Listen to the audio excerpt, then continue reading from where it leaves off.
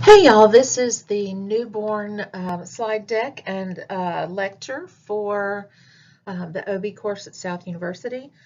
This is a very long lecture. Just to give you fair warning, it does cover normal newborn plus at risk, high risk, and congenital anomalies.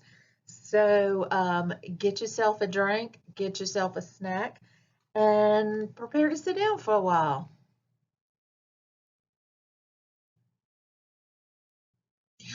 All right, so when we're getting ready to receive that newborn, there are several things that need to be arranged. So for usually there is a radiant warmer in the room, so keeping these babies warm is a huge issue with taking care of a newborn. It is a very important step. So preparing that space, making sure that we have blankets to bundle this baby in, to make sure that the baby is dry. Often when we're prepping these warmers, we'll put down several layers of blankets so that we can dry that baby, get that baby real dry, get them stimulated, and then lift the baby up, get the wet towel up from under them, and bundle them with something clean and dry. Also, we need suction available, stethoscope for listening for vitals, um, oxygen in case we need it. There needs to be respiratory setup just in case we need it. And so making sure that we're prepared for the birth of that baby is more than just getting the baby out of the mama. There are things that as the neonatal nurse that we need to be able to do and to be able to offer for that patient. So assessment begins in the delivery room. It begins actually as soon as that head emerges. It's actually been done before that, looking at fetal heart rate. So one of the things that we're going to be doing is APGAR scoring, and this is done at 1 minute and 5 minutes. So as soon as that baby is clear of the mother, we need to start watching that clock so you can get a true 1 minute APGAR. It is a screen that helps us identify some problems, whether they're potential problems or actual problems, and it gives us a fairly objective way to compare newborns one to another. The APGAR scores were started in 1952. Dr. Virginia APGAR invented or developed this technique. Usually we look to 7 to 10 is a neonate in good condition, less than 7. Those babies may need resuscitation. Whether it's done at 1 minute or 5 minutes, less than 7 needs some intervention. You can see this table, and there are 5 components. They're rated 0, 1, or 2. So you may want to find this table in your book so you can look at the next slide.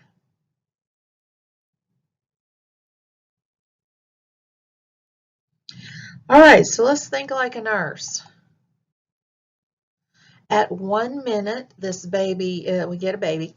1 minute, this baby is limp, heart rate of 94, grimaces to stimulation, has some acrocyanosis, so kind of grapey looking on the feet and hands. Respirations are regular, and this baby is not crying.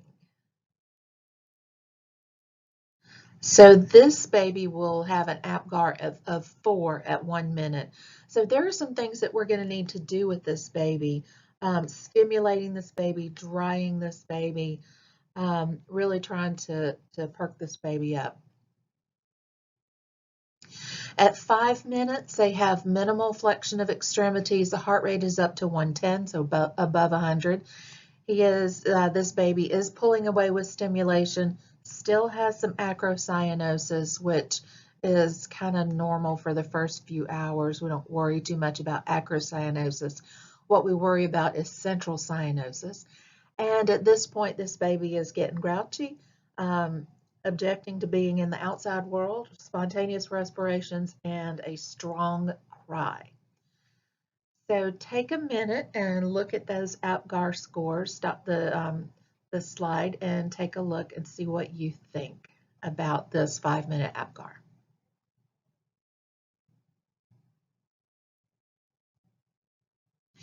So at this point, the baby has an APGAR of 8, and you'll see them write this on the chart as 1-minute APGAR 4, 5-minute 8. So this baby is much better than they were at 1 minute. So we're doing the right things. One of the things that's going to get done fairly quickly is weight, length, and the head and chest circumference. As soon as that baby is clear of mom, somebody starts to ask how big this baby is and what they weigh. That seems to be a priority for parents after we know that they're crying. They want to know how big they are. So usually in the delivery room right there, we're going ahead and getting some measurements. It really does help us decide about size compared to gestational age. So we classify babies as average, large, or small. And we plot them on different growth charts and look at 95th percentiles or 90th percentiles and 10th percentiles. As we're measuring these babies, we measure right above the brow around the occiput. For head circumference, chest is right at nipple line. Height or length, rather, is crown of the head to the bottom of the feet. And then belly is right there at the umbilicus.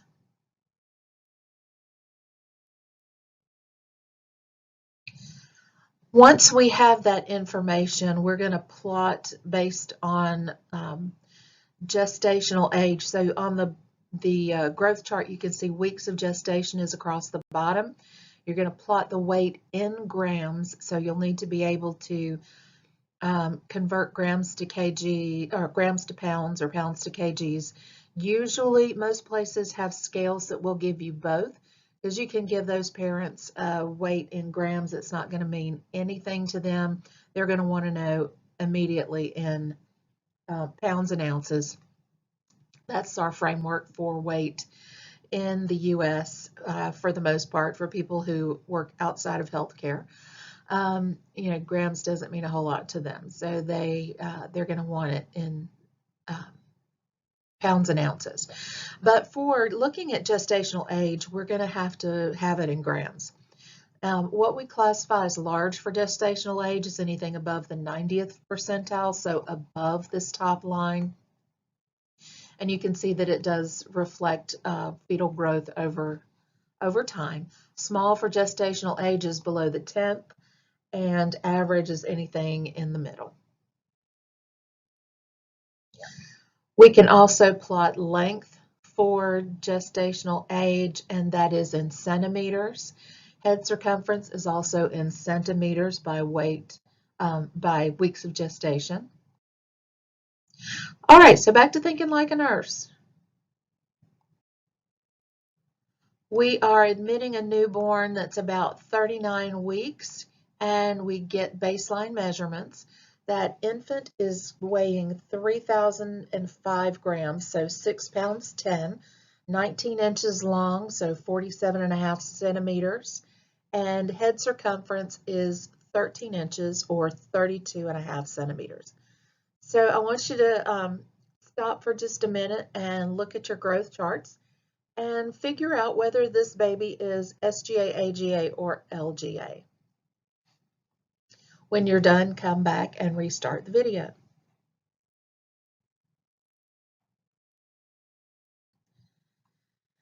So as we plot this baby on weeks gestation by dates, and we do this by dates, and then we do it by gestational score. As we do it by dates, this baby is just above the 25th percentile, so between the 25th and the 50th. So that is going to give us 4 weeks gestation, 39 weeks. So that is going to give us a baby as AGA by weight. So let's see what else we come up with. Based on length and head circumference, they're still coming up with an AGA baby. So the length is about right at the 25th percentile, 20th, 30th. And head circumference is a little bit smaller, but is within AGA, and so we're not going to worry too much about that. All right, looking at maturity scoring, there are two different scores. So the Ballard score has to do with musculoskeletal or neuromuscular development, and the closer they are to 4 and 5s, the more neuromuscularly mature this baby is. So our smallest preemies are fairly extended. They're have a lot less muscle tone. And as we get closer to term, those babies are in more flexion. So term babies usually have their arms kind of pulled up against them and their legs flexed on the abdomen and flexed at the knees. On the wrists, the babies actually have more wrist flexibility as they get closer to term. So with square window, you're taking that hand and bending it down towards the inside of the arm. Our babies that are closer to term, you can just about fold them in half. Fold their hands go just about right on top of their arm. Our youngest preemies have 90 degrees or less than 90 degrees flexion on square window. With arm recoil, our babies are already, as they get closer to term, they're already tending to be an extension. So when you kind of straighten out their arms and let them go, they spring right back to more than 90 degrees usually. Our youngest preemies, they don't have a lot of muscle tone, so they're not going to adopt flexion. You can see on the knee angles that their popliteal angle is greater than 90 degrees for our term babies, and the earlier they get, the more the less flexion they have. With scarf sign, what we're looking at is flexion with the shoulder, and we're not really pulling hard, but looking at scarf sign. So if you think about how a scarf is kind of wrapped around the shoulder, wrapped around the neck. When we pull the baby's arm across, for our youngest preemies, they're really flexible, like I said, not a whole lot of muscle tone. So you're going to be able to move their elbow just about clear to their other shoulder. The closer we get to term, the more their muscle tone they're going to have. And our level 4 babies are going to be, it's going to be more difficult to give their arm a pull across. Usually they're going to want to keep that elbow pretty close tucked into their side.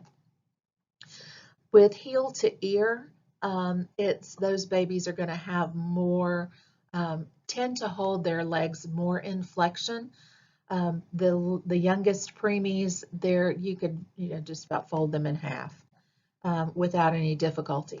Our babies that are closer to term, if you try to put their legs up, you can always just pick their bottom off the floor, off the bed, because they really want to keep those legs in flexion. All right, other physical maturity signs. We're going to look at other things, looking at the baby's skin. Our babies at term are usually they may have some peeling, they may have deep cracking in their skin. We won't see too many blood vessels on the surface of the skin. And our babies that are more post-term, they tend to look a little bit rough. They start getting leathery, they're more wrinkled, their skin is definitely peeling at this point. Nails may be longer. With the lanugo, that fine downy hair that's usually across forehead, back, shoulders, on our term babies, most of that has fallen off at this point. As they get closer to term, that hair starts to thin out. Some of our babies of Hispanic descent may keep their lanugo a little bit longer. They tend to have more hair down on their forehead and across their shoulders, but it falls out pretty quickly post-birth as well.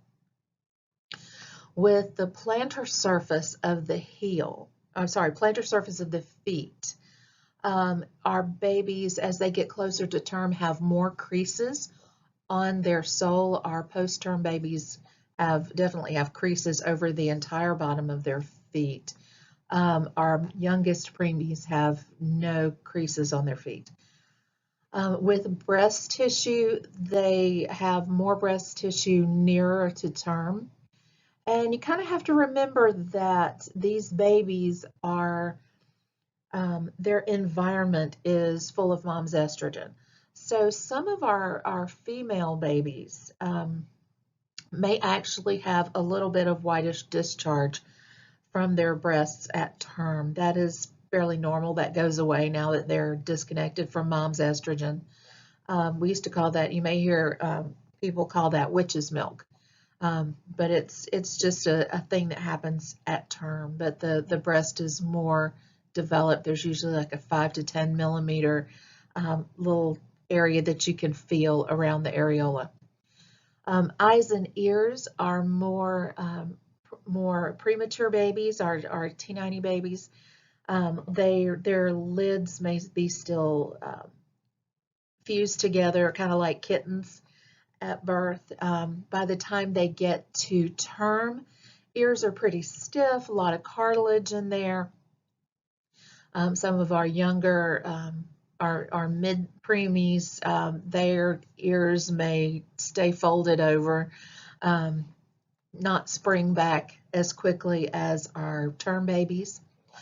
Genitalia on male and female. For males, the testes at term should be descended, should be able to feel them within the scrotum. And as they get closer to term, they'll have those deep rugae, those deep ridges on the outside, on the scrotum. With our genitalia for females, as they get closer to term, the labia majora get larger and will cover the clitoris and labia minora. Earlier, our earliest preemies, those labia are going to be more flat. The clitoris will be larger, and the labia will not have covered everything yet. So at the end of this process, you add the Ballard score plus all the physical maturity score together, and you can see this maturity rating table on the right side. And so based on their score on the maturity rating, we can kind of look at an estimated, a more maturity rating more on what we see as far as physical development. So this may be a little bit different from dates by age. And so we kind of take both of those into consideration. All right, so with looking at those items, time to think like a nurse. So take a look at those tables, find those tables in your book. I want you to turn the video off and take a few minutes to look at how this baby adds up based on what our physical assessment is.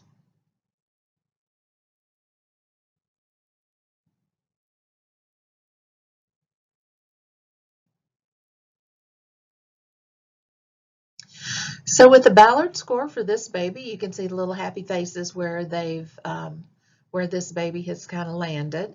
So full flexion, 0 degrees on the square window. Arm recoil comes to between 90 and 110 degrees, so not all the way flexed, but a fair amount of flexion, certainly more than the others. Popliteal angle tends to kind of land in about the same place. Scarf sign, we can get that baby's arm to kind of sternal area, so that's a little bit lower. And heel to ear, the baby will go up to 90 degrees. With the physical maturity assessment, baby's got some cracking, no vessels visible, mostly bald, creases over the entire sole of the foot, a smaller breast bud, but that's fine. Ears are stiff, lots of cartilage, and the the labia majora are covering everything else. So where are we looking at this baby ending up? So this baby has a score of 43. So we're going to look down here on this physical maturity rating and see that this baby is somewhere 40, right at 40 weeks, 40 to 41 weeks. So just not post-term, but a good term baby.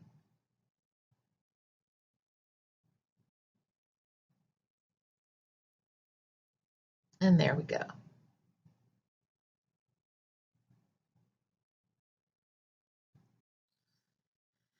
All right, so now we're going to go back to these height and weight charts and measurement charts because we've got the got it plotted by dates. So let's see how this comes out when we're looking at the actual physical maturity of this baby. So the weight, the line, the vertical station on this graph is going to be in the same place, but we're looking at 41 weeks. So we kind of have to look at farther over here. We can see that this baby is closer to the 10% mark, but still within AGA.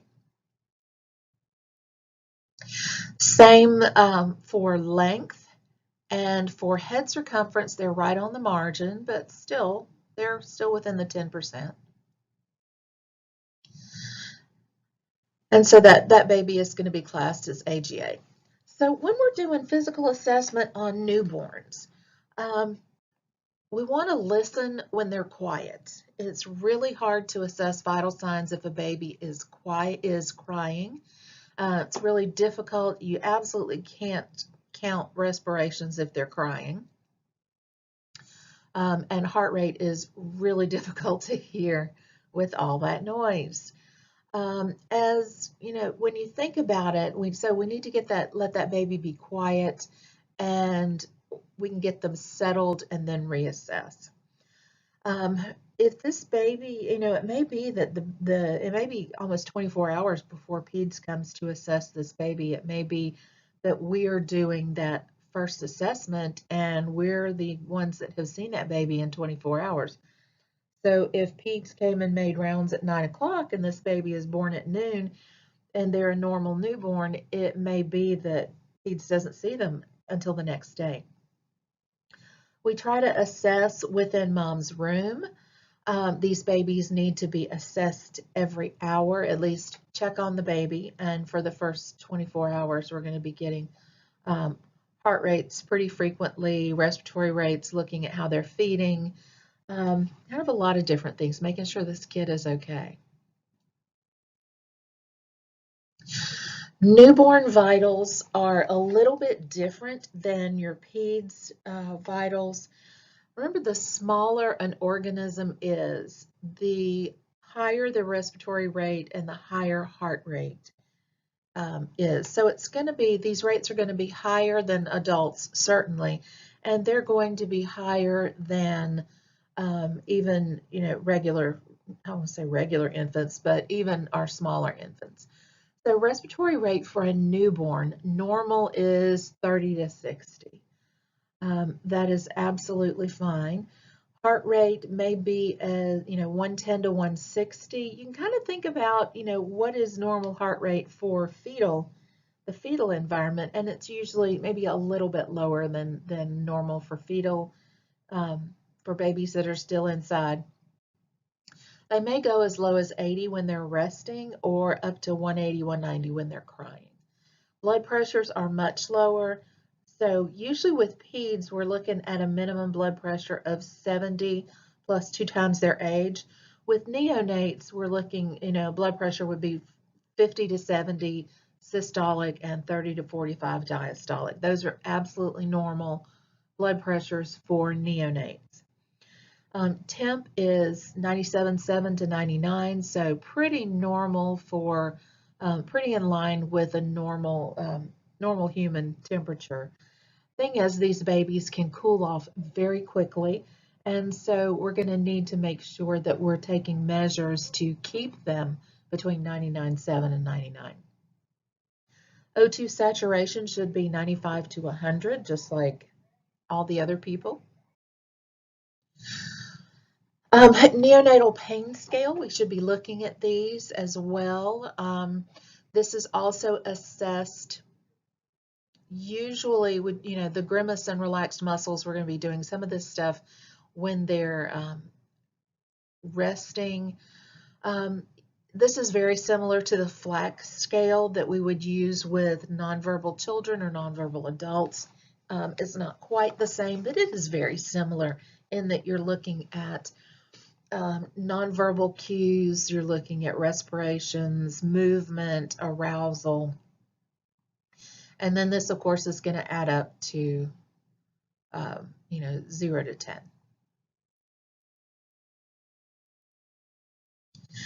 All right, we've already talked about the fact that these babies have difficulty maintaining body heat. And we've talked before about different ways that people lose heat, whether it's infants or adults.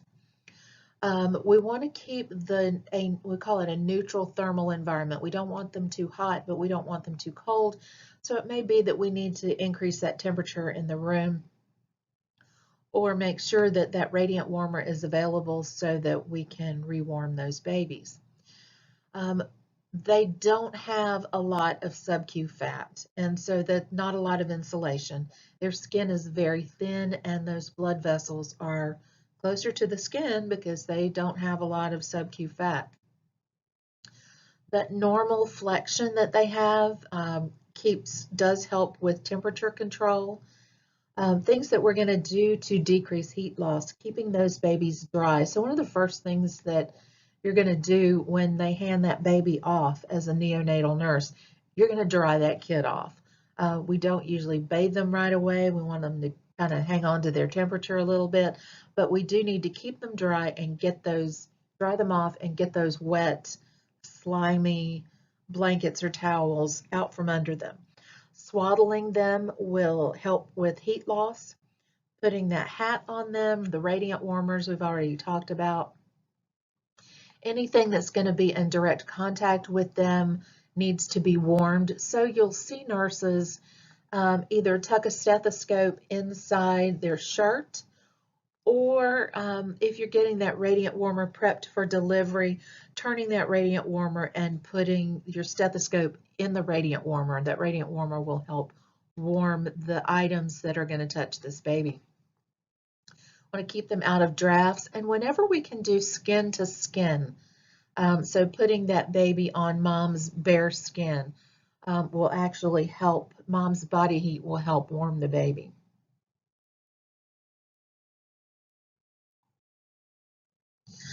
So different ways that all humans, not just babies, lose temperature. Convection, that's air that's moving, that's removing this warm layer of air right next to skin. Evaporation, that's why we want to dry these kiddos off. Laying on a cold surface, the baby will warm the surface. That's one reason why we want to get that radiant warmer on and prepped and warm those blankets before we're putting the baby on there. And then radiation. These babies lose a lot of heat through their head. Their head is the largest, they're all very large heads. And so they're losing a lot of heat radiating from that head. That's why we want to put a little hat on them after we dry their head.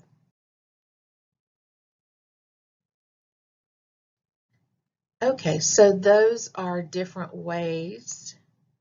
So evaporation we've talked about, liquid to vapor, so that's why we're drying them really well after a bath, after birth.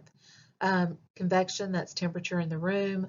Radiation, I talked about putting things in the warmer or in the incubator in order to warm them before we touch the baby with them. And then conduction, they're losing temperature to a cooler surface. So babies do generate some heat without shivering. They don't shiver the way that larger organisms do. They have a special form of fat. They have brown fat, and it actually does get burned at a higher metabolic rate, so it generates more energy as it is used. They do need oxygen and glucose to use that, so making sure that these babies, that's one reason why we want to make sure that we're checking their glucoses, especially our babies that are at higher risk for hypoglycemia, particularly our LGA babies and our babies with who were born to moms with gestational diabetes. Babies don't start getting brown fat until about 25, 26 weeks. So our very tiniest preemies really don't have any way any capacity for thermogenesis. And through the first few weeks, they're still of life, they're still laying down a little bit of brown fat.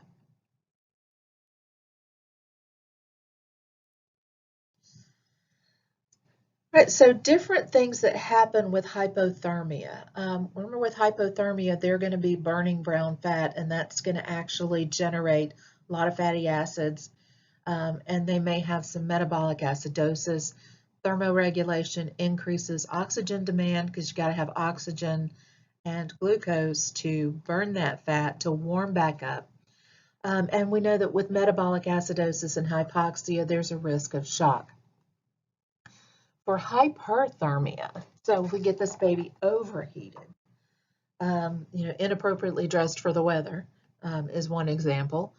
They really don't sweat really well. That function of cooling through sweat takes about 4 weeks. So about the time they're beginning to smile, that's about the time they can sweat and protect themselves a little bit from being hyperthermic. When they have hyperthermia, part of what happens is they get some peripheral vasodilation to try to cool off, because if they're vasodilated, you've got more capillary bed closer to the surface, and they will get some heat loss through that.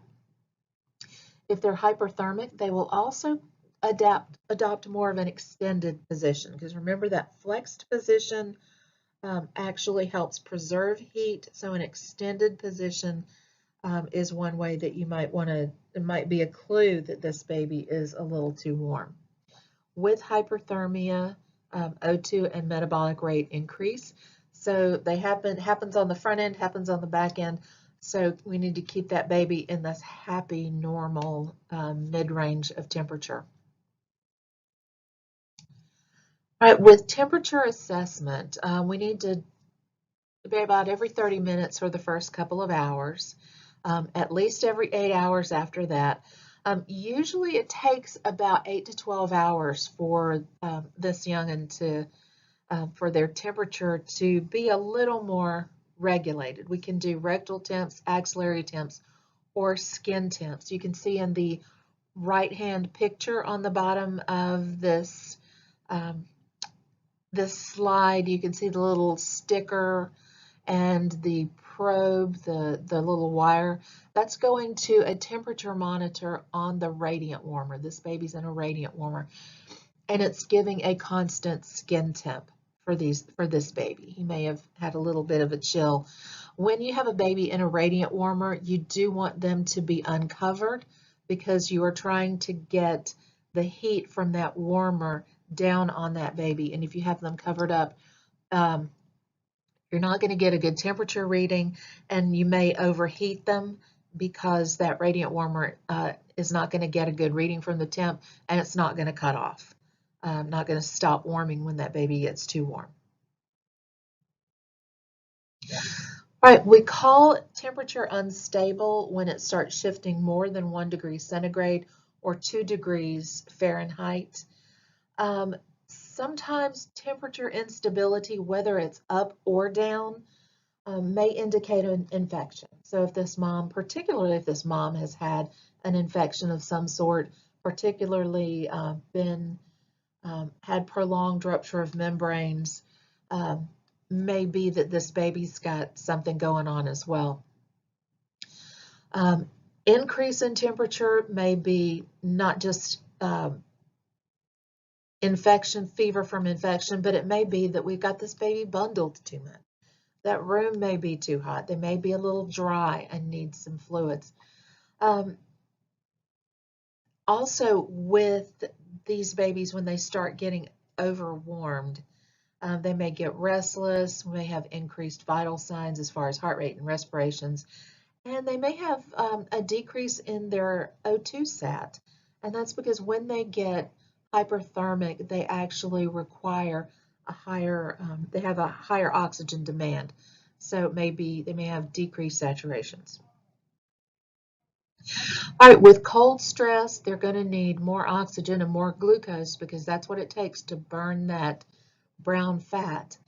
It actually decreases the amount of surfactant that's in their lungs, so they may begin to have some respiratory distress, and that's one reason why we want to really prevent cold stress.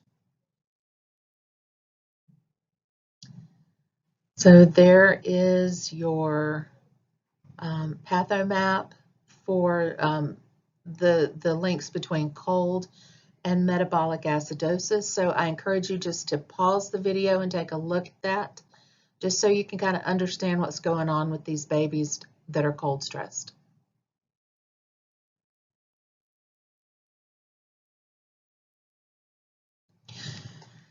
All right, when we're doing skin assessments, we want to expect them to be pink and dry. Their skin has a lot of elasticity at term. Our preemies may or may not. It just really depends on what's going on with them. There are a lot of normal variations of skin in babies, in neonates. Things that we would not expect to find or would be concerned about would be a child that has jaundice, pale, a kid that is really pale, cyanosis, and I mean central cyanosis, any petechiae or ecchymosis, we would want to make sure we were documenting. All right, so acrocyanosis is hands and feet, usually that are bluish, kind of purpley grape look, and you can see that in the infant at the top of the screen, that photograph.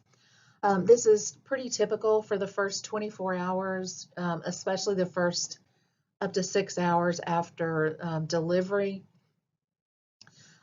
It may be worse when they're cold, so anytime you see this with the young'un, probably need to bundle them up, see if it gets better, or put them in the warmer. It does happen when they're exposed to cold. Sometimes these babies are mottled. That is a variation of normal. Remember, their circulatory system is getting used to the outside world. Their skin is thin. They don't have a lot of padding between their capillary beds and the outside. So with these circulation changes, sometimes we see this mottling for the first few weeks. Another thing that can happen is we call it a harlequin sign. So just like the old harlequins in the harlequins from clown culture, medieval clowns. They will have different colors. They would wear different colors on either side. And we see this harlequin sign with babies. It usually lasts just up to 20-30 minutes. It's a vasomotor issue, and it is the kids get really red on one side, rosy on one side, and paler on the other. Usually lasts from just a few minutes to up to 20 minutes. All right, so other skin things that go on, erythema toxicum. This is kind of a newborn rash. It may have little macules or papules, may have pustules. A lot of times they look like may look like little bug bites. And sometimes moms will call in after they go home and say, or they'll call the pediatrician's office or call back to the unit and say, my kid's been eaten up with bugs. And sometimes it's just the erythema toxicum, and we need to reassure them that they need to be examined by their provider, and there's not anything to do with it. It comes and goes. Doesn't leave any permanent skin damage. Another thing that we see is milia. And so these are just little keratin plugs in sebaceous glands. They will disappear. They will disappear on their own. Please tell the moms that this is going to go away. A lot of times we see them kind of nose, chin, across the cheeks, sometimes on the forehead, but most commonly kind of mid-face and chin. It does go away by itself. This baby's been soaking in salt water for 9 months, and their skin's not going to be perfect when they come out immediately. But they will, as the skin grows and turns over, these will kind of purge themselves. It's not acne as such. They're just little keratin plugs that are in the skin. The lanugo will usually, sometimes it sheds before birth. They may have a little bit left. This little baby has some on his forehead and on the temple area. It does fall out on its own. They also have vernix caseosa. So this is the waxy white stuff that these babies are covered in. The closer they get to term, the less they have. So our earlier babies are going to just be absolutely covered. Our babies at 36 weeks or so are just going to be absolutely gooey. Don't be in any hurry to get that off. That actually helps with heat loss, managing heat loss and fluid loss. It's absolutely normal. And like I said, it's with their first bath, a lot of it's going to come off, but immediately after delivery, unless it's just tons and tons of it, you don't have to worry about getting that off right away. It's actually not a bad thing. Another normal variant is Mongolian spots. We tend to see these in babies that are darker, have darker complexion, our babies of color particularly. They do fade. They are gray, dark gray, and they have definite borders. It's not uncommon for people who really don't know about Mongolian spots to mistake them for bruises in older infants because they don't go away. They just fade. They fade a lot. Another variant that we see is a port wine stain. This is a vascular, just blood vessels that are enlarged. They are flat and pink, and they don't necessarily go away. They may fade, they may not. And as the child gets older, and we realize, the stability of the port wine stain, laser therapy through dermatology or plastics is a possibility. These can be fairly distressing to parents, particularly when they are on face. So we may need to give parents some support with that, but this is actually a normal variation of skin. All right, so a couple of other things that happen. Hemangioma is a strawberry mark. This is a brighter red raised area that's still dilated capillaries, but it is raised. So when we're looking at the difference between port wine stain and strawberry marks, port wine stains are flat, strawberry marks are raised, and you can usually almost see the capillaries that are dilated. They will usually grow until about 6 months. Most of the time, they're going to shrink until 5 or 6, 4, 5, or 6. They're usually resolved. If they are large and they're causing some anatomic derangement, especially those in around the nose and face area, they can use laser to treat these, and sometimes prednisone will actually help these as well. A couple of very common variations of skin that we see are stork bites and angel kisses. And these are literally just little pink mottled looking spots. They're flat, and they're usually on the back of the neck. They're called stork bites, and on the face they're called angel kisses. And they will also, it's also a vascular response.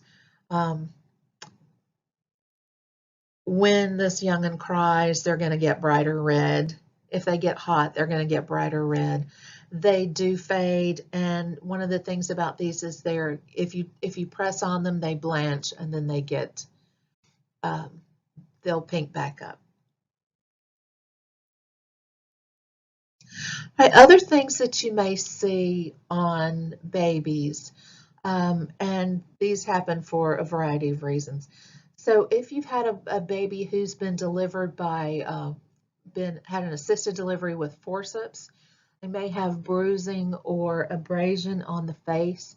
Those will go away just like any bruises. Same with our babies that have been delivered, that mom needed a little assistance with a vacuum extractor, or that vacuum is, sucking on the kid's head. So you may have some bruising or some reddened areas. They're going to heal just like if there's actual bruising, it's going to heal like a bruise. If it's just little red marks, it usually goes away in a couple of days. Sometimes you have babies that have been sucking fingers in utero, and they may actually be born with some blisters from vigorous sucking. Often with these babies that have sucking blisters, we may have a little bit of trouble with these young'uns with breastfeeding, because they're used to soothing in utero by sucking on their fingers, and that feels very different than sucking on a nipple. So sometimes these babies may be a little bit fussy about what they want to put in their mouths. They may be intact blisters, they may be peeled blisters. We don't have to do anything with them. You're going to watch them for infection, but they're going to heal up just fine. All right, other skin deviations that we may see, jaundice. We may see jaundice. We call it plethora, with a skin variant called plethora, may be very, very bright red. We may see some petechiae. That may be a sign of some compression during delivery. You can see on some of these other babies, this baby on the left on the bottom is very pale baby. He's skin to skin with mom. Cyanosis, you can see that this baby has cyanosis centrally. You see it across lips and face. This is not a baby that makes me feel really good. And then sometimes we'll see ecchymosis on some of our babies if they had a really rough delivery.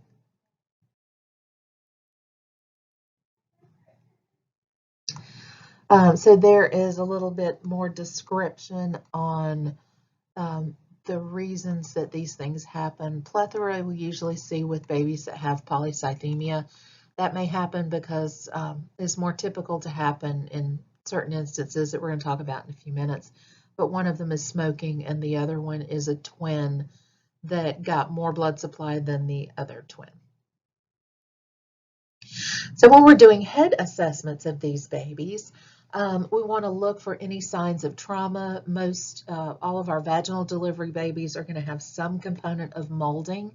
That is absolutely normal. Our moms may worry about all that molding, but what we need to do, let them know, is that it's going to round back out in a few days. It'll be fine.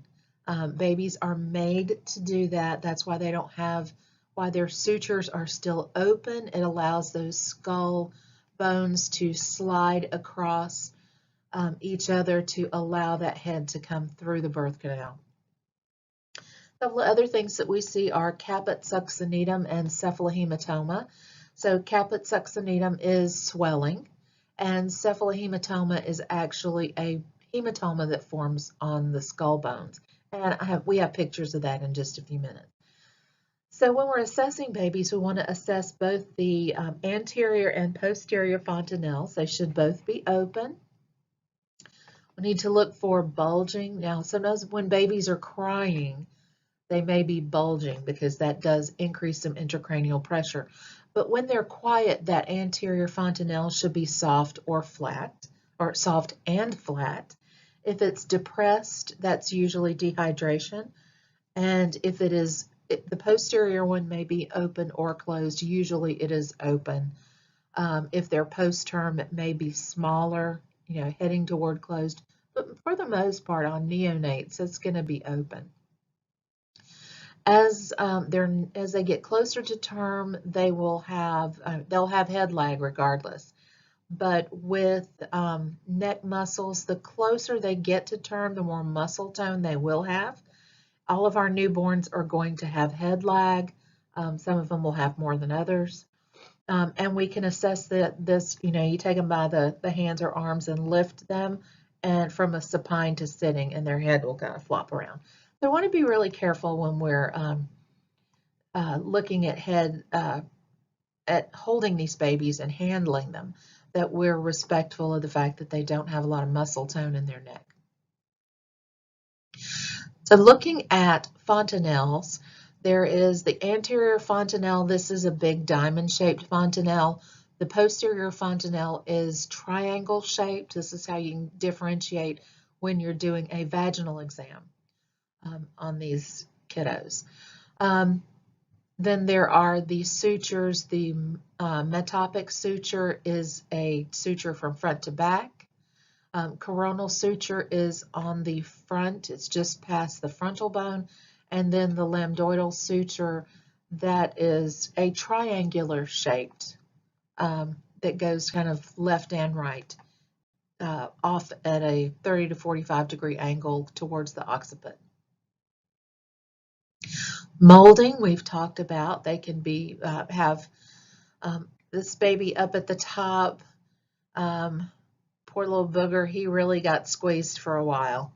And this baby at the bottom, he had a little bit different shape molding, but he's starting to round out a little bit. Our patients that have scheduled C-sections don't have any molding because they didn't have to go through a birth canal. They have really pretty round Gerber baby heads, and they tend to be pretty babies. All right, so with delivery assistance, we kind of talked about this, vacuum assisted and forceps assisted. That's a really high forceps delivery. We very rarely see forceps like that. Usually they're outlet forceps, if we see them at all. Vacuum assisted is much more common. That's a very high vacuum assisted as well. All right, so when we talk about the difference between cephalohematoma and caput succedaneum, with cephalohematoma, it's actually on top of the bone, and so it's usually restricted to whatever bone it's sitting on top of. It's usually under the periosteum for that bone. So it does not cross the suture lines. It strictly belongs to that bone. It is a hematoma, so it is a pocket of blood. May take a couple 3 days to fully appear. Usually will go away in 2 or 3 weeks, just like any other hematoma on any other human. Takes a few weeks to go away. The way we assess this is you press on it and you can feel the fluid kind of go back and forth. It feels like a fluid pocket. It will shift around and then it fills back up. With caput succedaneum, it's literally it's edema for the presenting part. So it will cross suture lines because this belongs to scalp, not to bone. Usually will go away within a few days, sometimes within a few hours. It looks like pitting edema, and so you press on it and it does indent. So that's kind of the difference, how you assess between cephalohematoma and caput succedaneum. So here are your two examples. You can see that this baby on the upper left, he looks like he's got 2 of them, bless his heart. He's got, you can see that the edge of the bone here is where these cephalahematomas stop. They don't go all the way across. If it was all the way across, I might look at caput succedaneum. You can see this little baby's got a big swollen bit right here. And it's edema. It looks like they've pressed it somewhere in here and it's got a little pitting. Really kind of hard to see on that picture. All right, so let's talk about some abnormal things for head. This is not a neonate. This is an older child, older infant. But with hydrocephalus, the head is enlarged. This is one reason why any child that's got a head circumference greater than 90%, we have a high index of suspicion for abnormal fluid buildup. One of the things that we do is look at, okay, height to weight.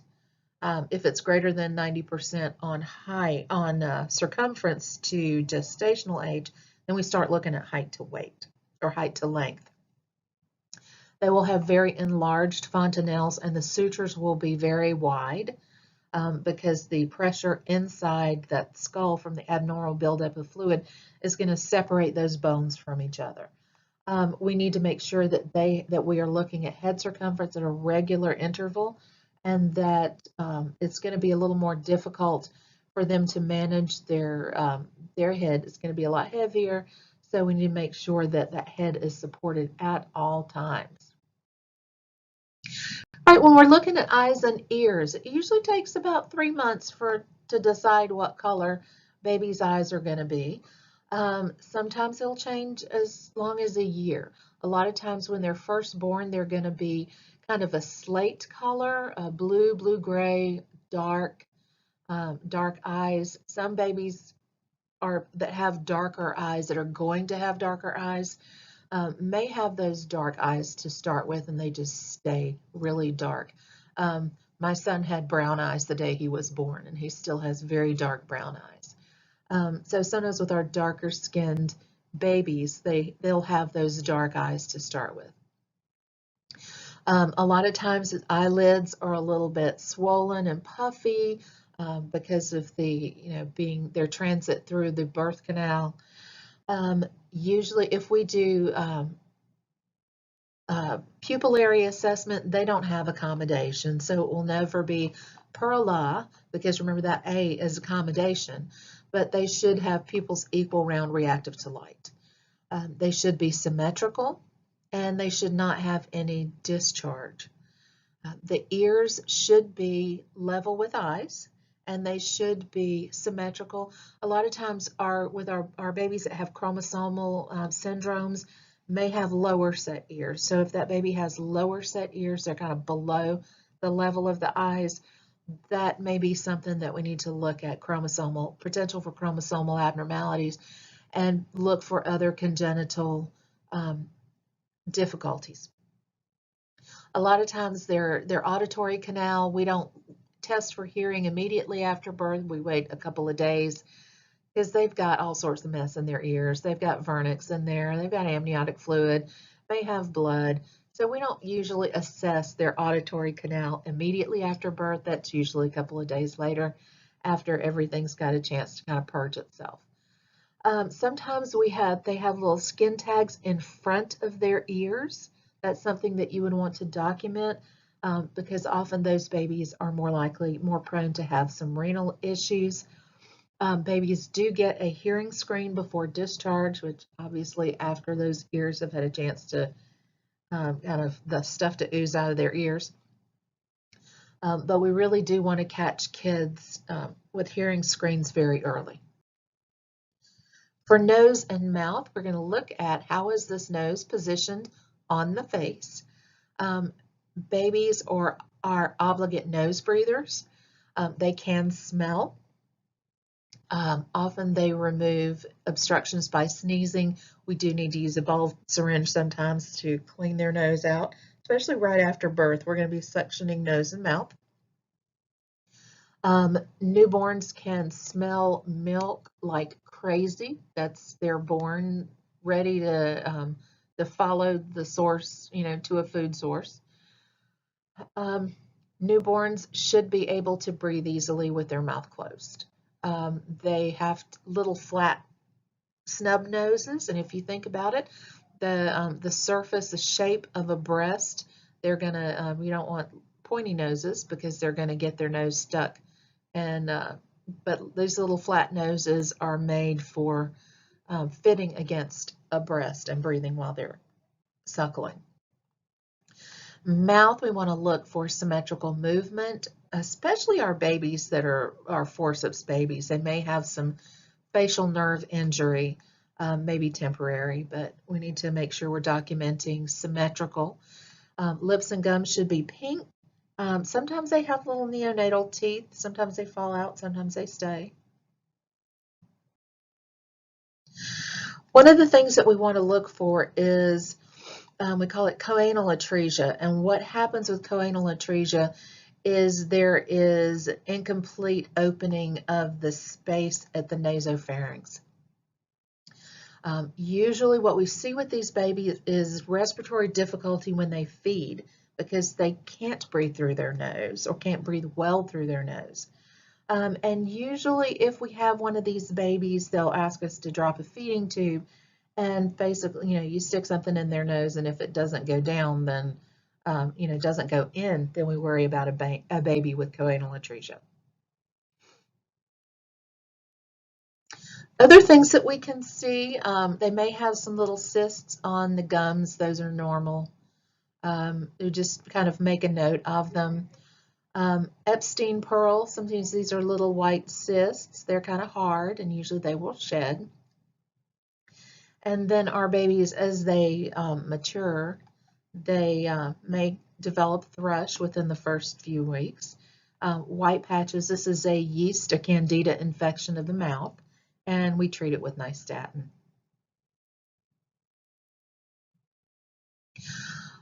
Some of the abnormalities that we can have with our babies are cleft lip and cleft palate. And so we're going to be assessing for these. You can have a cleft lip without a cleft palate. You can have a cleft palate without a cleft lip. They can be unilateral or bilateral. Prisma has plastic surgeons that do repairs on these children.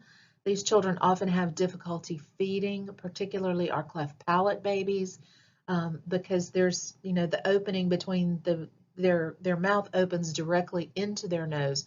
So it can be really hard for them to have suction to suckle, or whether it's on breast or through bottle.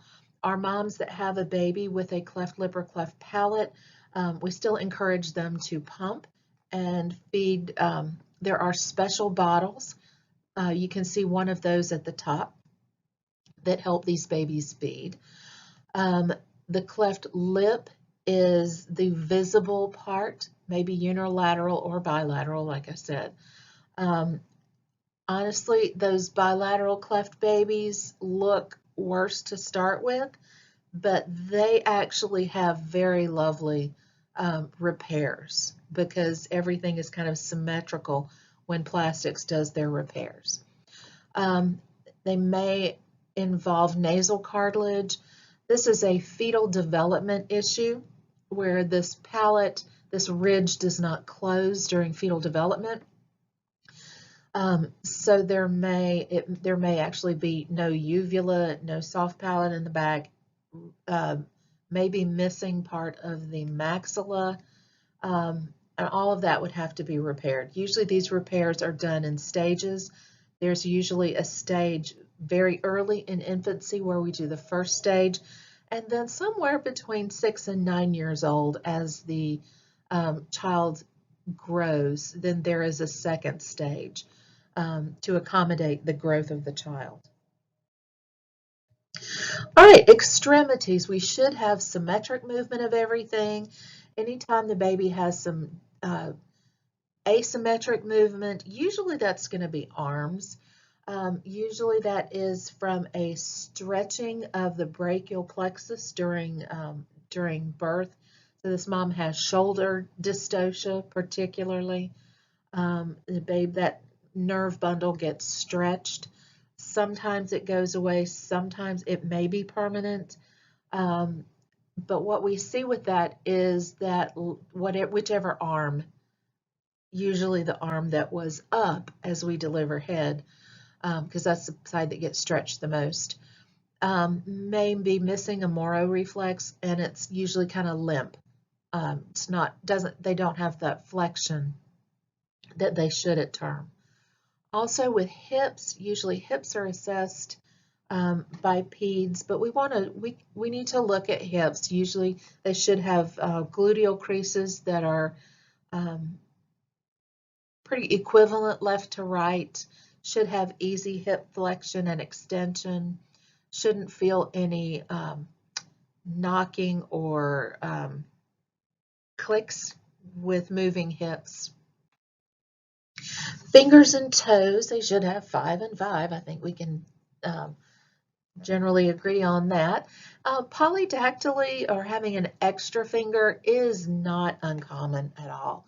Most of the time it looks like this baby on the top may even be a little smaller, rudimentary finger. If it's just strictly has a little bit of a pedunculation, or just a little tag of skin hanging on there, a lot of times they'll just tie it off and let it fall off. That's okay. If it has bone involvement, if there's actually a full finger, then usually that is orthopedics that is going to take care of that, and they're going to do it after that. They're not going to do it emergently. This is not an emergent issue to take care of. They're going to do it when that baby's a little bit older. So that's polydactyly, is extra digits.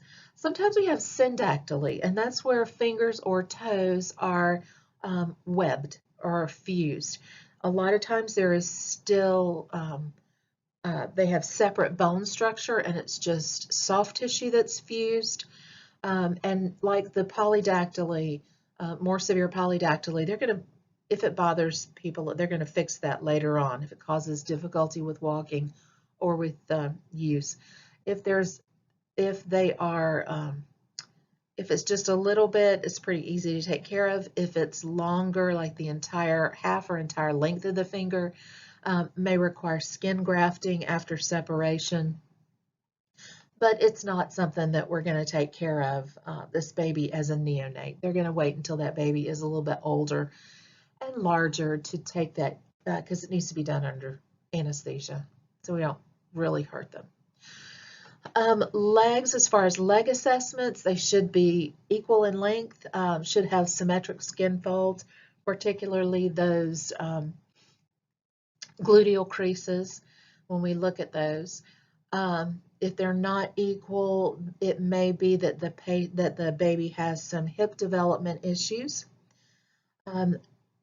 We need to look at how the baby's feet are turned. It's not uncommon for babies to kind of have inwardly turned ankles and feet, but you should be able to just kind of move them around and they go back to midline. This is just because they've been crammed up in a round space. If that foot does not straighten with some gentle range of motion, if it doesn't kind of flick back to the midline, that's what we refer to as a club foot. And if it doesn't return to midline, sometimes they will have to have some orthopedic repair. Usually they start with sequential casting, but that's, a club foot situation does not return to midline with gentle range of motion.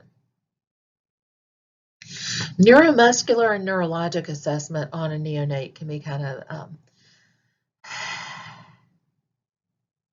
you really have to get them to see what they're like before you start. So alert, quiet, are they irritable? Are they sleeping? Are they lethargic? Are they really impossible to wake up? Crying with these babies should be strong, vigorous. If it's shrill or really high-pitched, you want to document that. If they are not crying, if it sounds like a screechy cat, that's one way to describe some of this. That may be associated with some other issues. If the child doesn't cry, don't chart that it's absent. Chart unable to assess, because it's literally, you haven't heard it one way or the other. There may be, if there's a problem, there may be infection, there may be a deficit, or there may be hypoglycemic. So that's something easy to check. Right, babies have sleep periods and awake periods, and usually for the first 30 minutes after birth, the baby is usually kind of awake and active. That is a great time to put that baby to breast immediately or very soon. That baby is awake, alert. It's a perfect time. Plus, that initial session is going to help clamp that uterus down for mom. So it's good for mom and baby. After the first 30 minutes, baby usually kind of slows down and moves into a sleep phase. They won't be interested and it usually lasts for about 4 hours. They will, that sleep phase. They've had a hard time too. Labor is kind of rough on them as well.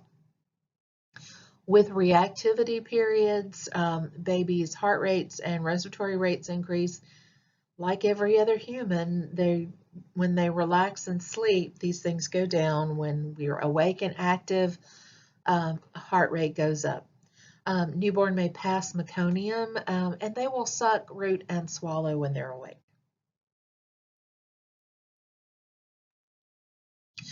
For other physical assessment for neuromuscular, their spine should be pretty flat, straight.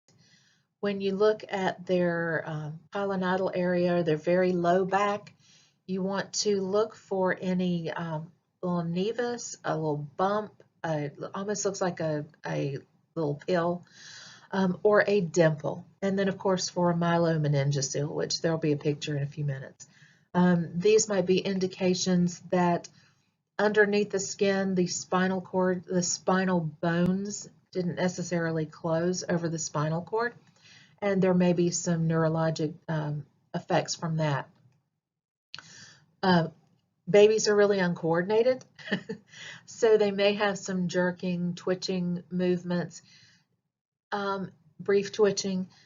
If they have an absent, minimal, or asymmetric movement that is abnormal, tremors or jitteriness, really shaking hard, those may be signs of withdrawal or seizure activity. So we really want to look for those jittery, tremory kids, not just kind of babies that have a little twitching here and there. We want to look for symmetry and strength of movements. They should be equal strength and fairly symmetrical. If we have any limp, flaccid, hypertonic, hypotonic babies, these may indicate different neurologic issues that are going on. Oh, by the way, our babies that have Down syndrome, those are usually hypotonic and floppy babies.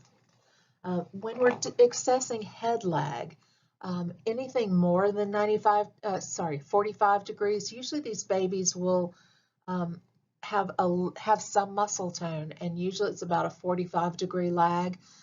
More than that, that's going to be part of a floppy baby. They can usually hold their head up very briefly. If it's asymmetrical, of course, that would be something that we would need to attend to. Muscle tone should be symmetric, should have some resistance, like we talked about with the maturity screens. And then their normal posture for term babies are flexed, partially flexed with legs drawn up. Fully extended is not right. Okay, so I was talking a few minutes ago about the nevus pilosus and the pilonidal dimple. On the left, that is the nevus pilosus, and you can see this little baby has this dimple back here on his bottom. Reflexes that we're going to be testing these babies for: rooting reflex. If you brush the side of their mouth, they will open their mouth and move towards that. They're literally rooting around looking for a nipple. You put something in their mouth, they normally will suck on whatever you put in there. Usually in that warmer right after birth, we're kind of looking for these rooting, sucking. They will reflexively grasp a finger or whatever you put in their hand. It's a reflexive grasp. And then the Moro reflex. So if you kind of jostle the bed or just kind of lift them up and gently, less than gently, rest them back on the bed, their arms will go forward like they're grasping something, and their legs will flex. That's a normal, that's called a Moro reflex, and that is a normal response um, to sudden motion. Other reflexes that we might notice with these babies, the Babinski reflex is normal in a newborn. So if you stroke the bottom of their feet, they're going to flare their toes. That is normal. In a neonate, that will resolve and go away as they mature. Our little babies will have a stepping reflex. So if you hold them up, they'll look like they're walking. They're not really. But that's just a stepping reflex. Also, we'll see this tonic neck reflex, and this is actually pretty interesting. If you turn their head toward one side, that arm will extend and the other one will flex, kind of like a fencer that's holding out their sword. You turn it around to the other side, those arms will reverse. It's actually pretty fascinating. All right, so our babies that have substance abuse exposure or substance exposure, sometimes they have very specific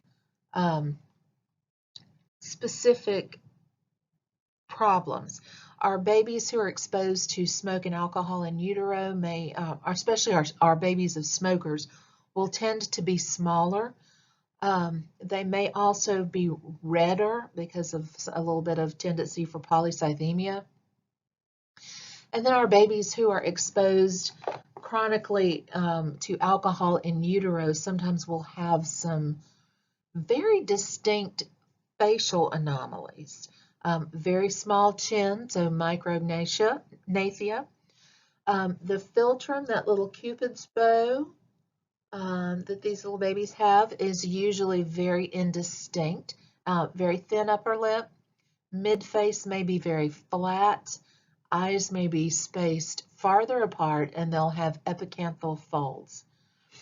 And then short palpebral fissures. They may also have lower set ears. And there actually are some behavioral issues that these children have as they get older.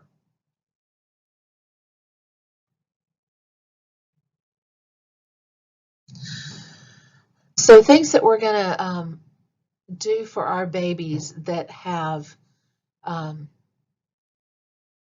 substance use and abuse exposure in utero. They're a lot of times they're small for gestational age, so they are even more at risk for heat loss. We need to make sure that they're getting adequate nutrition because they're small. We need to grow these kids.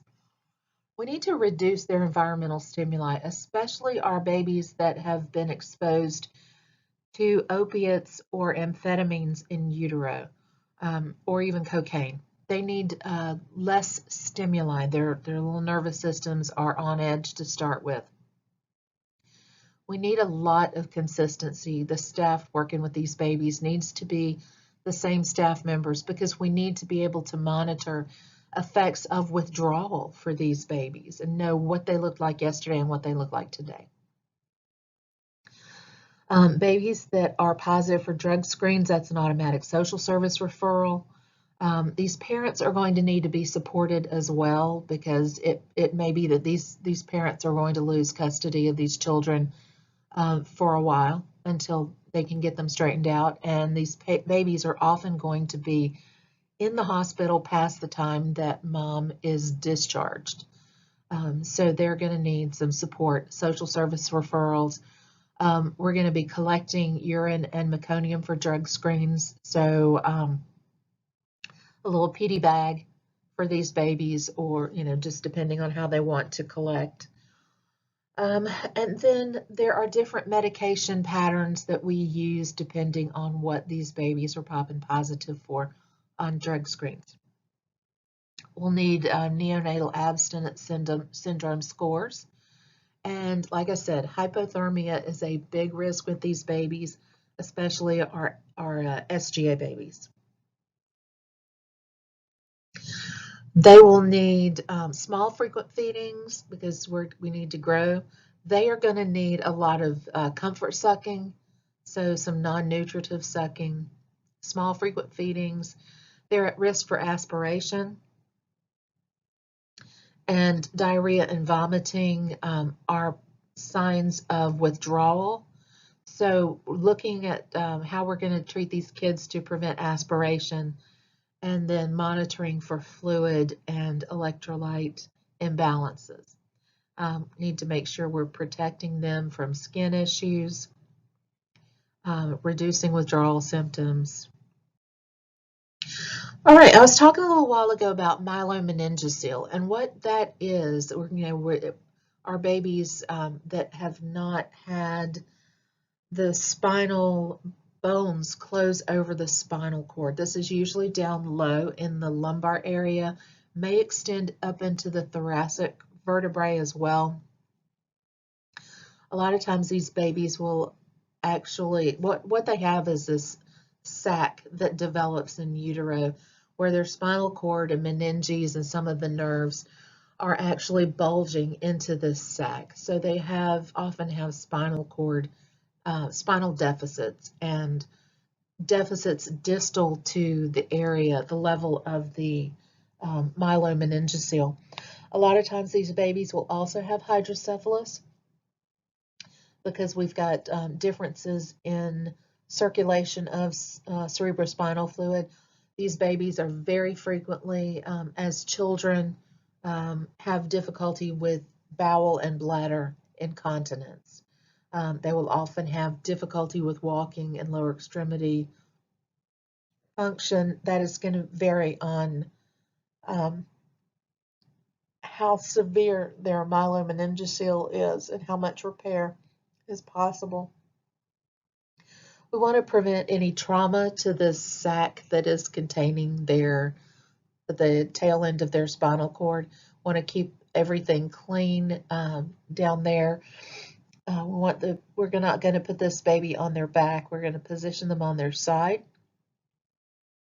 And then they may need assistance like a Crede to get their bladder to empty. Going to assess those fontanelles for intracranial pressure increase, so you're going to be diligently monitoring head circumference on these babes. All right, for chest assessment for these children, should be round and symmetrical. Nipples should be even. Often there is a little bump where their xiphoid cartilage will be. Should have bilateral symmetrical excursion, chest excursion. I talked about having a little bit white leakage from their nipples. Anything that is not shaped correctly or unequal expansion, those would be deviations from normal. So babies do practice in utero. There are respiratory motions, so they are building the muscles and building the muscle capacity for respirations outside of the uterus. There you go. They don't need respirations for oxygenation. It's not possible. They're getting their oxygenation through the placenta. They often have increased red blood cell count. And as we have embryonic development, usually even by the 4th week, somewhere between the 4th, 5th, 6th week, we're actually starting to develop lung buds. And by the 8th week, there are rudimentary lungs. Now, those lungs have to do a lot of growing, and they're not finished developing until much closer to term. That surfactant level doesn't get up there until 36, 37, 38 weeks. So even though they have lungs and they're practicing respirations, they're not ready to be out until they have enough surfactant to keep alveoli open. All right, during the labor and delivery process, we've talked already about that reduced blood flow during contractions. And during delivery, vaginal delivery babies, actually, one of the things that happens as they're being delivered is some of that amniotic fluid that has normally been in their lungs gets squeezed out. So our vaginal delivery babies will have less respiratory issues right after delivery than our C-section babies do, because the C-section babies don't get the benefit of being of that chest being squeezed as they are exiting mom's body. So the thing is, we need them to breathe. They may actually start breathing as they're, on the perineum. So we need to get them to take some good deep breaths and pop those alveoli open. Those first few breaths require a lot of energy. Those like first 5 to 10 breaths.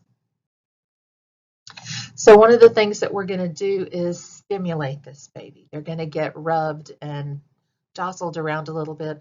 We don't pat bottoms. We don't spank babies.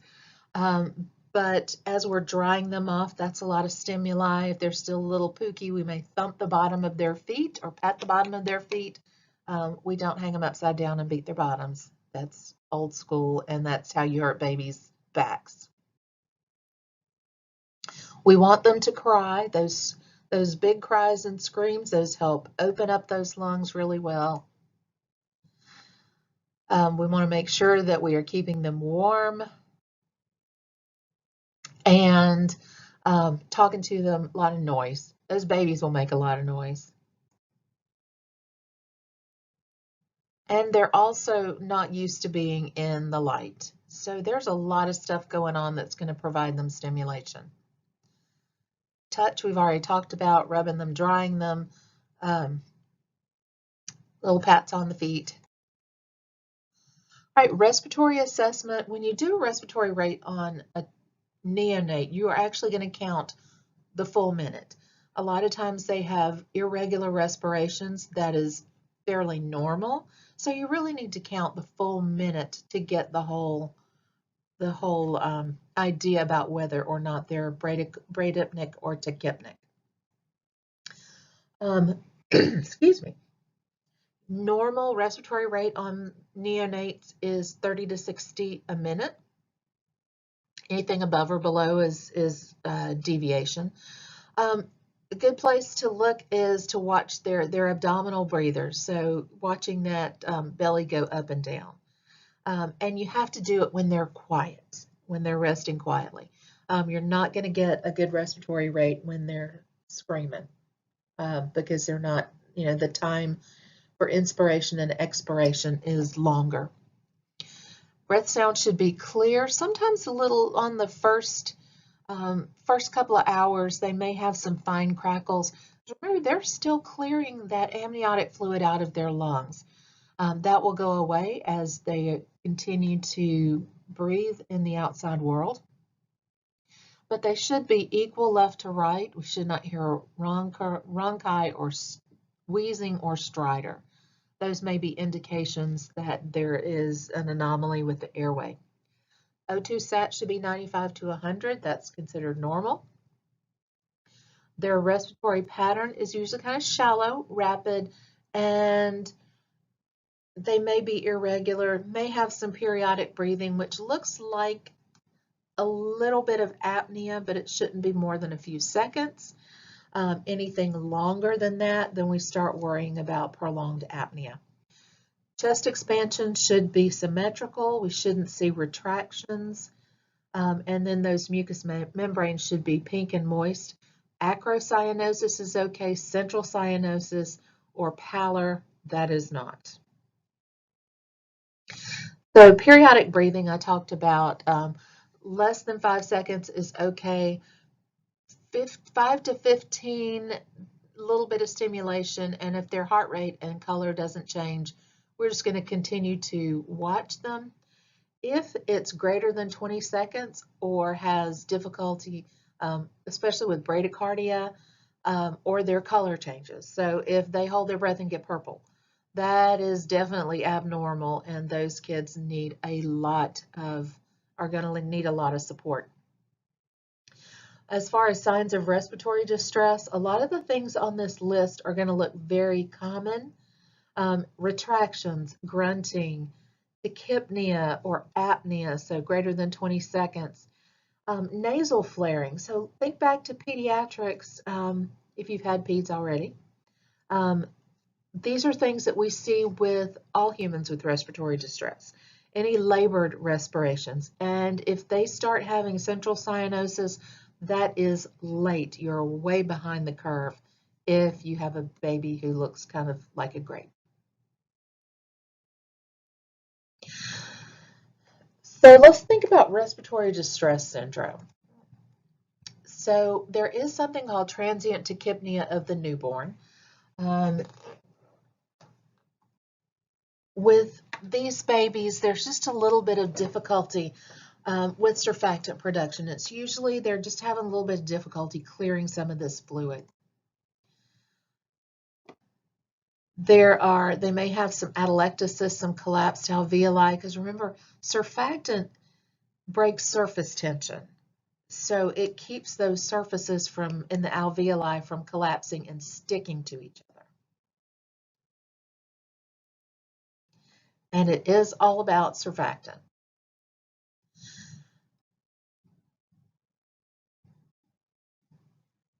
So diagnosing for our babies that have respiratory distress issues, they're going to have, may have some extra fluid, may have some wider areas on chest x-ray. They're going to often need administration of betamethasone that will help increase surfactant production. And nursing care for these babies, they may need supplemental oxygen. So this little baby on the right has a little tiny nasal cannula. This baby on the left, this is called an oxyhood, and it's really hard to see, but they've got an oxygen actually connected up here, and it just literally fits over their head and neck and blows on them. Other things, that continuous pulse ox, suctioning mouth and nose, keeping their airway clear. They need to be kept warm, and often these babies are going to be in the warmer for a little bit so that we can warm them, because warm, if they're having trouble with temperature regulation, they're going to have increased oxygen demand. And sometimes if they're having feeding problems because of respiratory issues, they may need tube feedings to supplement. All right, so meconium is really thick, or can be really thick, and generally does not belong in lungs at all. So a couple of different things that happen. Especially if it's thick meconium, will actually block their airway. It acts like it's mechanically obstructing their airway. They may also get chemical pneumonitis, so chemical irritation in the lungs, may cause some pulmonary vasoconstriction, so it gives them kind of that VQ mismatch, that ventilation perfusion mismatch, and it inactivates the surfactant that they do have. So a couple of different ways that you see it. If they're, this is really thick, nasty meconium. This baby probably was a section baby for being in trouble. Covered with thick vernix. So this is not a term baby. This is a little bit less than term, probably later on in things. But all this yellow-green meconium has stained that vernix. So they do look kind of gross and nasty. Things that we're going to do, tracheal suctioning. Often these babies, if they've got thick meconium, we don't want them to cry. They're going to hand this baby off, and they're going to get very early tracheal suction. A lot of times with these babies is what anesthesia will do is immediately intubate and actually put the suction on the end of the ET tube, and use that ET tube to just suction, because this is thick stuff. They may need, especially with meconium aspiration syndrome, where they've got actual a lot of lung involvement, they may need a lot of oxygen supplementation. They may be giving them surfactant through their ET tube. They may need a lot of oxygen. A lot of times they may even need an arterial line and an umbilical line. So this third picture from the top, you can see it's kind of hard to see on here, but they've actually we can use that umbilical cord to establish venous access, IV access. We can do it right after birth. We can get these little UAP lines in there. They may get antibiotics prophylactically, and like I said, the suction is probably early suction is one of the most important things we can do for these babies. If it's thin meconium, so the amniotic fluid is really liquidy and yellow, and there's not particulate pieces of meconium, they may get suctioned very vigorously, but they're not at the same risk for meconium aspiration syndrome as our babies with the green blobby stuff all over them. Another respiratory issue that happens sometimes, it's yet another embryonic development issue, is tracheoesophageal fistula. So during embryonic development, early, the trachea and the esophagus separate, and one goes to lung buds and the other one goes to GI. Sometimes there is an abnormal connection, a fistula, between the esophagus and trachea, and what we see with these babies is usually choking and cyanosis with eating. That's kind of the first clue that there is something ugly going on there. The esophagus may continue all the way down to the stomach, or there may be esophageal atresia, where the esophagus and the esophagus may not go all the way down and may just still connect to the trachea. So the things that we're going to do with these babies is, things that we're going to see is a lot of oral secretions, because when they swallow, they can't get it down. May have constant drooling, may have a distended abdomen, a lot of times we're going to see this choking and cyanosis with feeding because food is going down their esophagus and into their trachea. They may have immediate regurgitation because it's getting down in the esophagus and just kind of floating back up. We'll see things that look like aspiration pneumonia, because truly that is exactly what's happening. And it's usually pretty easy to put an NG tube down a neonate, but being unable to get this tube down there, always going kind of into the lungs, is a sign that there may be a TE fistula. Our priority with these babies is going to be maintaining respiratory status and keeping aspiration, preventing aspiration. They're going to work to establish whether or not that esophagus is patent. They're going to need to be kept warm. We're going to need the head of the bed up. And then, of course, we're going to need to provide education and information for the parents. A lot of times these babies are going to go to surgery early, very early.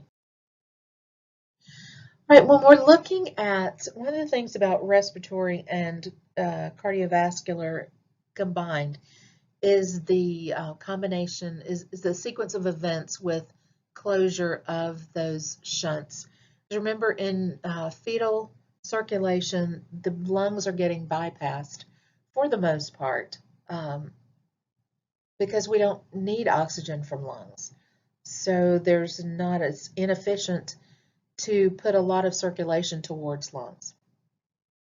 When those lungs begin to expand and the oxygen levels in the lungs start to increase, we get increased SVR and PVR. So all the vascular beds start having more pressure behind them. And there are pressure changes in the heart itself that cause these openings between the pulmonary artery and the left atrium to close, or the right atrium to close. And the closure of the connection between the umbilical cord and the vena cava, that closes as well. So there is your, and they have to close because they have to close to be able to get blood through the lungs. Without blood going through the lungs, they can't, that's part of what has to happen to convert to the extrauterine environment. So here's a diagram about the differences between fetal and neonatal circulation. So going from the top on the left, so you have this opening between the pulmonary arteries and the descending aorta, that aortic arch. That is normal in pulmonary circulation. It's part of the bypassing system for the lungs. And there is also, if you look down to the second yellow circle on the left, there is the foramen ovale. That is a opening between the right and left atria. And that also allows blood to bypass the lungs. So when the left ventricle and right ventricle, right atria contract, some of that blood goes directly into the left atrium to get pumped out. Also down, okay, the third circle on the left, the bottom yellow circle on the left-hand picture, this is the ductus venosus, and this is the opening between the, this is where the umbilical cord, the blood vessels from the umbilical cord, that umbilical vein goes back into the baby's circulatory system. So that's going to connect into the inferior vena cava. And at birth, all of these things have to close off. As the baby begins to breathe through lungs, oxygen changes in these areas stimulate these areas to close. So the ductus venosus actually becomes a ligament. The foramen ovale becomes the fossa ovalis. It's just a little shallow place in a thinner place in the wall between the atria. And then that ductus arteriosus becomes a ligament that holds the pulmonary arteries in proximity to the aorta. It helps provide some structure to those areas, those blood vessels. With cardiovascular assessment, just like with the respiratory assessment, you have to listen to a full minute. You can also get heart rate on a brand new baby. You can actually feel it. There's a little backflow in the cord, and sometimes immediately after birth, you can actually pinch that cord and feel that heart rate. We expect it 110 to 160. And maybe as low as 80 when they're resting, maybe as high as 80. This is for term infants. If they're preemies or very preemies, it's going to be different. They're going to have very different sets of vital signs that are normal for them. Anything bradycardic or tachycardic, those are not normal, not expected. Bradycardia in a newborn is usually associated with a respiratory function, just like with our PD patients. It's usually associated with respiratory stuff. They should have S1, S2. You should not hear S3, S4. It is, however, common to hear a murmur in neonates because you're going to have turbulent blood flow around the location of those openings that have to close. Sometimes it takes a little bit of time for them to close, and so it's not uncommon to have a systolic murmur with those babies. But we usually don't hear S3, S4. First of all, those heart rates are usually too fast to hear an S3, S4. But S3, S4, those are hypertension and heart failure, and we should not hear those with babies, with itty-bitties. Blood pressure, we don't usually check a blood pressure on a neonate. If you do, please make sure you've got the right size blood pressure cuff because you will not get the right numbers. They're much more sensitive to cuff size than adults are. If they are moving, crying, which I guarantee you as soon as that blood pressure cuff pumps up, they are going to start screaming. because that's not something that they're used to or like. So blood pressure on neonates is not that helpful. Of course, if they're sick, hypotension, hypertension, those will both be worrisome. Rhythms should be regular, maybe irregular when they're crying. It's really rare for kids, for babies and pediatric patients to have dysrhythmias. Usually, if they're going to have a dysrhythmia, it's usually a bradycardia, and it's usually related to respiratory insufficiency.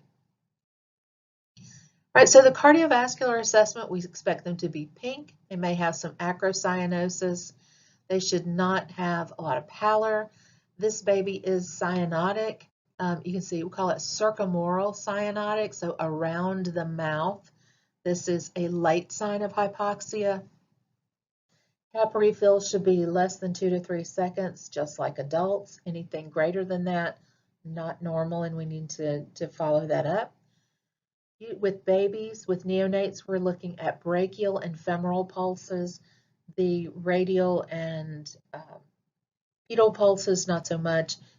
Babies, we're looking at brachial pulses. Should be strong and equal.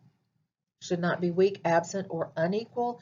Sometimes if there is a problem with the formation of the aorta, we may have differences left and right with brachial pulses. So it's very important that they are equal and strong.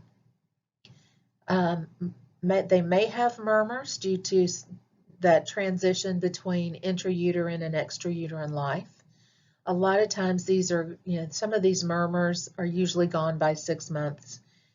If this baby has a murmur and is not feeding well, has cyanosis or pallor, this may be a sign that we've got a larger cardiac issue going on, potentially a cardiac defect with this child. So we want to watch and listen while they're feeding, especially if they're poor feeders.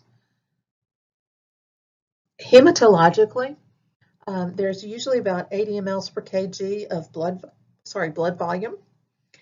It really depends on how much blood flow or how much blood out of the placenta that baby gets. We delay cord clamping. The blood volume increases by 10% if we delay cord clamping and let things go by themselves. Usually in about 15 minutes if the placenta is not detached from the mom. Usually within about, because it's normal for up to 30 minutes. Circulation will cease through the umbilical cord within about 15 minutes. Up until then, you can see this very large umbilical vein that is carrying oxygenated blood, and there will be 2 small arteries that are carrying away from the fetal heart, and that's going to be deoxygenated blood in the fetal circulation. If we're drawing, if they ask for umbilical cord blood, and a lot of times we're getting cord blood samples, that's going to come out of this very large vessel, and nurses draw that. Not a problem at all. Get yourself a syringe and an 18 gauge needle and knock yourself out. All right, red blood cell counts are going to be fairly high in neonates because they have a lower oxygen level in utero because of the mixing of deoxygenated and oxygenated blood through the fetal heart. So they need more red blood cells to be to maintain their oxygen demand. And those red blood cells will start to be metabolized away and get back to more of a normal state. Usually there's enough iron stored in the liver to last to about 5 months old.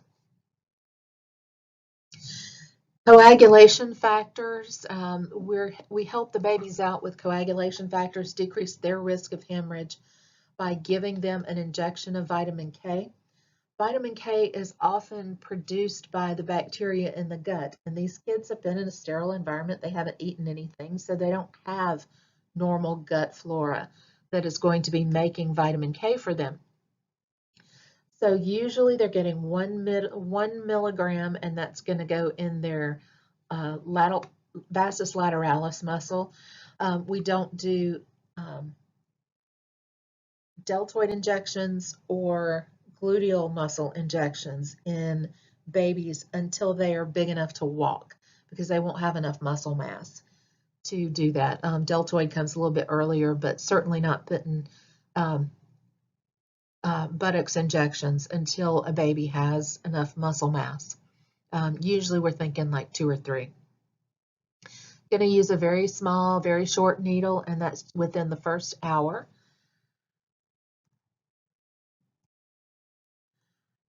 Sometimes babies will have anemia due to blood loss or impaired red blood cell production.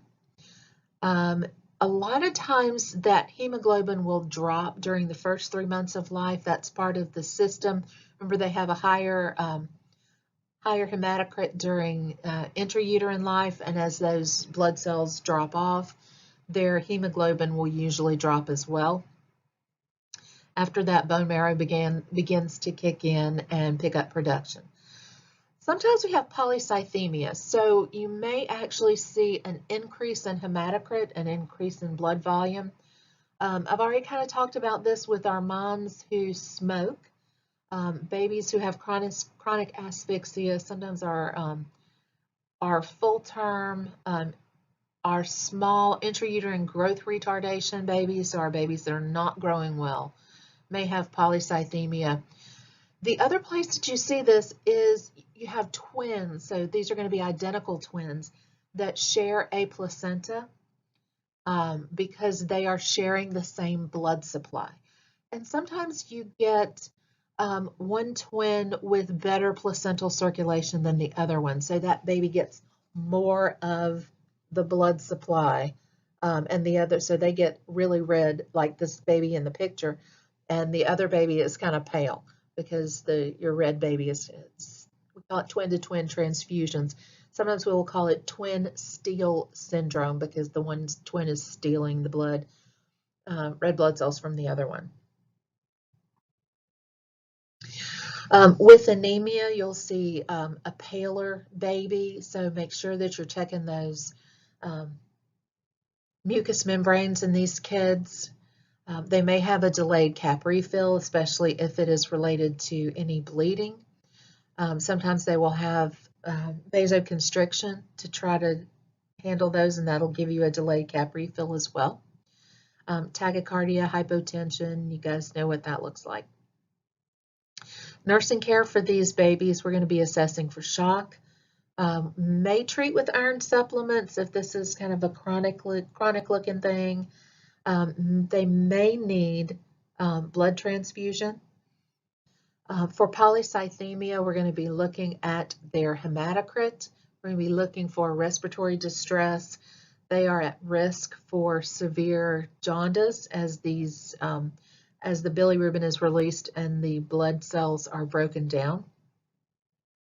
That may also cause some renal damage with decreased, so we're going to be looking for decreased urine output with these babies. And sometimes what we're going to do with these babies is a partial transfusion. So maybe giving them fresh frozen plasma to kind of dilute out, or albumin to dilute out, may actually be pulling out blood and putting in healthy blood, or they may have a plasma-free. We may be taking out blood to try to even things out. All right, our babies with congenital heart defects. There are a couple of things that we're going to see with these kids. These kids are going to be more likely, almost guaranteed, to have some measure of cyanosis. So if you have a patient, a little baby who has cyanosis, a murmur, and especially with feeding, because these babies they're terrible feeders. These are babies that may have a congenital heart defect. These babies need to go to the NICU. And depending on the kind of defect that they have and the amount of defect that they have, they may actually be having surgery early. It truly depends on the defect that they have. All right, bilirubin in our neonates. We have indirect and direct bilirubin. Direct bilirubin, the liver has metabolized, and the baby is going to be able to get rid of this through kidneys. This water-soluble kidneys will be able to get rid of it. Unconjugated or direct bilirubin can be toxic. So this is something that the liver has to deal with. Unconjugated bilirubin is usually excreted through the mom's output. It goes through the placenta and the mom's system takes care of it. But at birth, the newborn liver has to take over the job. With increased bilirubin, so where do we see that? We may see it with forceps or vacuum extraction, so the extra squeezing, pulling on the baby, and just more physical compression with babies being delivered. May have increased impaired conjugation. So if the baby doesn't feed well, they may actually have difficulty with plasma proteins and some hepatic proteins that are needed to break down bilirubin. Also may have some decreased motility, and that may cause problems with bilirubin excretion. So this is your path for bilirubin conjugation. So it goes to the liver. It needs albumin to take it there. There's an enzyme that attaches and conjugates it. Conjugated bilirubin is just like in the adult, where it goes into the bile ducts and goes through the GI system. Can also be in the bloodstream. It can also be excreted through the kidney. So when serum level is greater than 4 to 6, that's when we're going to start seeing jaundice. And that's when we're going to see clinical jaundice in these kids. And you may see it with yellow coloring for the skin or in the eyes. So you're going to be assessing these. And this is usually within a day or so. Sometimes on birth you see it, but usually it's within a couple of days. So if you're looking for jaundice, forehead or bottoms of feet, if you press them, when it blanches, it'll have a yellow tinge to it instead of the kind of pinky white tinge.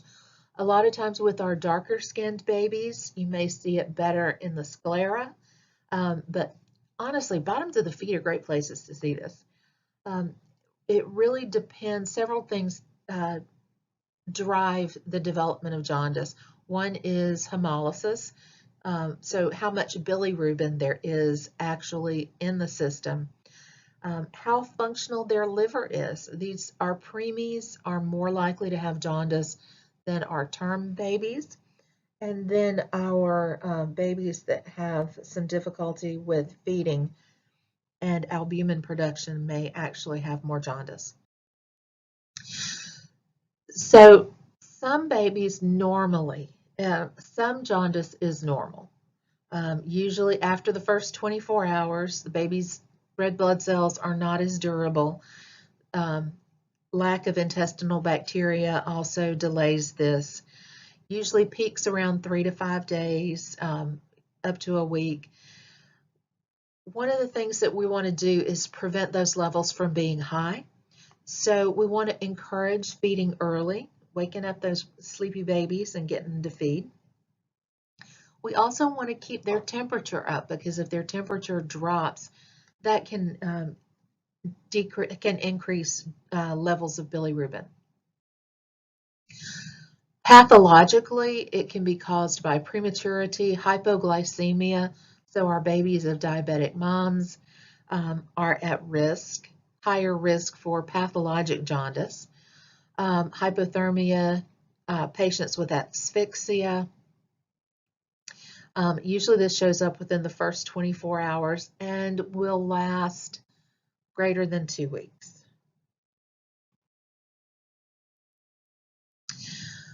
So when we're looking at, when we talk about bilirubin that crosses the blood-brain barrier, okay, this is severe jaundice, and it actually deposits bilirubin in the brain, in the basal ganglia, which is a bad thing. A lot of different problems can be, that's one reason why I want to prevent and treat jaundice very early so that we can prevent kernicterus. Can have cerebral palsy. Cerebral palsy can result from birth trauma and hypoxia, but it can also result from severe jaundice, severe kernicterus. They may have developmental delays, sensory impairment, delayed speech. You can see a lot of these have to do with brain development and can actually progress to death. So things that we're going to do to resolve this pathologic hyperbilirubinemia, so the high bilirubin in the blood, we'll be measuring these levels. We'll be trying to resolve any anemia. If this is related to maternal antibodies, so this is one of those places where you may see hyperbilirubin from an RH incompatibility or some other antibodies that the mom has. Sometimes we're doing exchange transfusions with these babies to get those antibodies that have crossed the placenta, get them out of the baby's system and replace them with antibody-free blood. We may need to give them albumin to increase their albumin levels, because remember, bilirubin has to have albumin to carry it to the liver. We want to try to minimize any consequences, and a lot of times what we're doing, one of the easiest things that we're doing, or earliest interventions, is light therapy. Light helps the skin break down bilirubin. So there are special blankets with lights on them. There are Billy lights. The babies just need their eyes protected. But phototherapy is a big issue. So here is, this baby looks kind of like a pumpkin. He's got some jaundice. This baby down here, you can see, compress the baby's feet, and you can see how yellow those little feet are. We can also have, there are also some scanners that help give us some bilirubin levels. Hemolytic disease, this is what we call that RH negative, and sometimes if the mom has type O blood, we will see those antibodies from the mom go across. But with this level of hemolytic disease, we see a lot of destruction with fetal red blood cells. Now, that also means that the baby's going to kick up red blood cell production because that baby is trying to replace what's getting destroyed by the antibodies. So it becomes this cycle. And what we're going to do with this is treat this mom with RhoGAM. ABO incompatibility is usually does not result in hemolytic disease. O moms tend to have, those babies tend to have more jaundice, but really a lot of times you don't get this severe hemolytic disease. The most severe form of hemolytic disease, we call it hydrops fetalis. These babies will have multi-system organ failure. There's a very high mortality rate, and we see this in moms who have the most severe RH incompatibility. These are moms that have, this is why we don't want to miss RhoGAM for any moms that are RH negative. Truly, this is why we don't want to miss. All right, bilirubin can be measured transcutaneously, like you saw in the slides a couple of slides ago. It gives us bilirubin that's been deposited in skin. A lot of times what we're going to see is a Coombs test. So Coombs test, direct Coombs test, looks at whether it's because of an RH or ABO. Indirect Coombs, you're testing the mother for looking to find RH positive antibodies. So if mom is negative and she's got RH positive antibodies, we know that there is that jaundice is likely to be a higher grade and less more severe sequelae. So with an RH compatibility problem, that we'll have a positive direct Coombs. So we'll see those in the baby. With ABO incompatibility, we'll get the positive test in the mom, but not the baby. Okay, things we're going to do for jaundice. Phototherapy, I've already kind of talked about. It helps light breaks down bilirubin in the skin and changes it into a form that can be excreted. It does not change the reason that the baby has jaundice. Another thing that we can do with babies who have more severe jaundice and more severe bilirubinemia is exchange transfusion. We are literally sucking out the newborn's blood and putting fresh, unantibodied blood in there. This is for a blood incompatibility, and it also increases albumin. For phototherapy, we want to make sure that the baby's getting the right amount of light. We want to make sure that we're covering that newborn's eyes because this is very bright light, and we want to make sure that we remove the newborn's eye covers so that those parents can bond with that baby, because part of bonding is that face-to-face looking. We need to make sure that we're repositioning these babies. We don't want to use any lotions, ointments, or oils because, you know, air, warm, and fat makes frying. You know, think about that. We want as much skin covered as exposed to the light as possible. The more surface area of skin, the more bilirubin we can get to. We want to make sure that we're looking for dehydration and poor skin turgor, fontanelles, monitoring urine output, all of that kind of stuff. All right, these babies, we're going to be doing bilirubin, serum bilirubins. For the babies that are going home on phototherapy, we can actually send them home with billy blankets. We have to make sure that the moms and dads or whoever the caregivers are understand how to use it and understand how to protect those babies' eyes, and that they're doing the intake and output, stools, feedings, temp, weight, all of that stuff, that they know how to do that at home. So that they can measure effectiveness of what's going on. I also want to make sure that this baby probably does not need to wait for the 2-week visit with peds. They need to be seen sooner by peds. So here are examples of phototherapy. If we're doing the tummy wraps, that they don't need as much eye protection. You can see the babies that are under the billy lights, they've all got eye protection on, and they're stripped down to diapers. All right, abdominal assessment should be round, should be a little bit protuberant, and should be flexing with respirations. General auscultation should have active bowel sounds. Anything different from active bowel sounds, we should be reporting. Usually those bowel sounds are going to be there by an hour after delivery. Should not feel any masses, should not be hard, should not be eliciting pain with general palpation. Umbilical cord is one of those things that we're looking at. We expect to have 2 arteries in 1 vein. Occasionally you have 1 artery in 1 vein. Doesn't necessarily mean too much. Should not have bleeding around it. Sometimes we shouldn't have foul smelling drainage. Sometimes there will be a hernia, an umbilical hernia around there.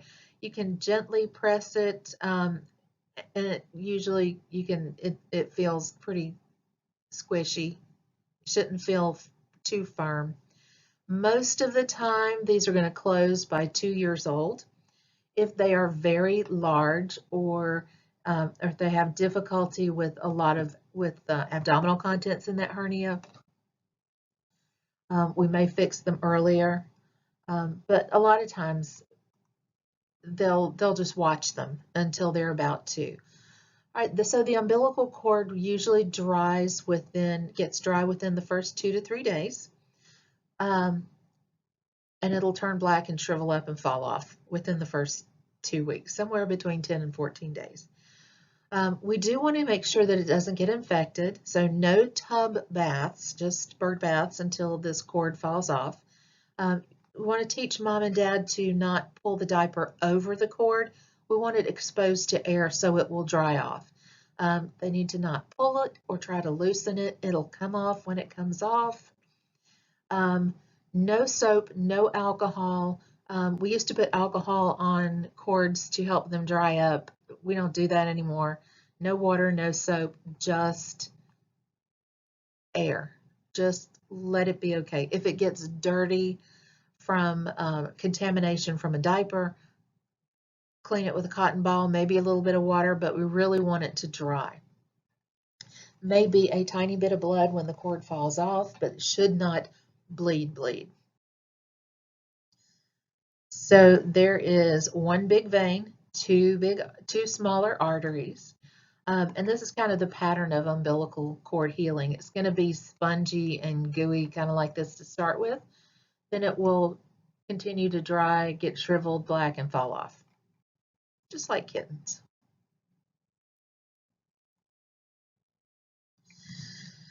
All right, GI adaptation. Newborns cannot digest starches. They can absorb simple carbohydrates, not complex carbohydrates. They do have enough pancreatic enzymes to get protein and fats, but not starches. In utero, they swallow. Their stomach moves. They have propulsion. They really should not pass meconium until after birth, but occasionally they do. Regurgitation is common. Remember, their neural system is very immature, so it's not uncommon for peristalsis to kick into reverse. They also have the cardiac sphincter at the bottom of their esophagus is also not mature, so it may not close very well. So spitting up, regurgitation is fairly common. It doesn't mean the baby is sick. They're not grown yet. Meconium actually forms in utero. There are intestinal secretions, and those GI cells start to shed as they get closer to term. So meconium is thick, usually dark green, maybe kind of blackish green.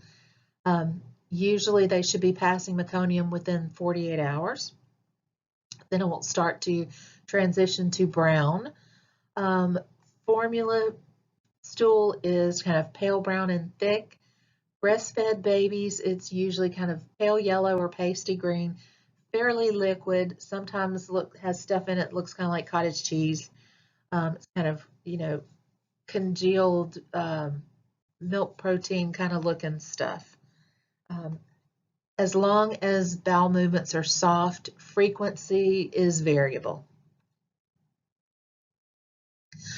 All right, one of the anomalies that is kind of incompatible with life and has to be dealt with pretty soon after birth is diaphragmatic hernia. So this is a very large gap in the diaphragm, and the intestines will actually move up into the thoracic cavity through the diaphragm. So if the diaphragm is not intact, it's not going to move down. Respirations are going to be terrible. You're going to hear bowel sounds up in the chest.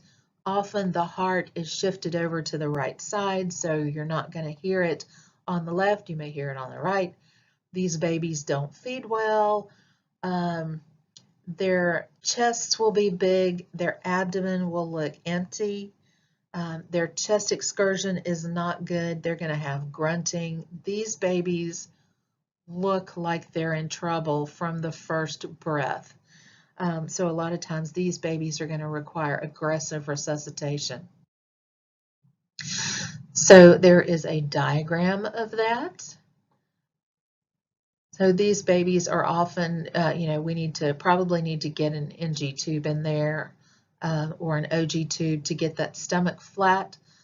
We're going to turn them on their affected side. So if you've got bowel sounds on the left side, you're going to turn them on the left so that that up lung can have more room to expand. Other abdominal anomalies that we think about are omphalocele and gastroschisis. So with omphalocele, what we have is it is a hernia at the base of the umbilical cord where you've got abdominal contents actually in this pocket with the umbilical cord. In gastroschisis, you actually have failure of the abdominal wall to develop. So it doesn't close, and you've actually got viscera outside of the abdomen. So these babies are going to be going to surgery shortly after birth. Often there may be other anomalies involved.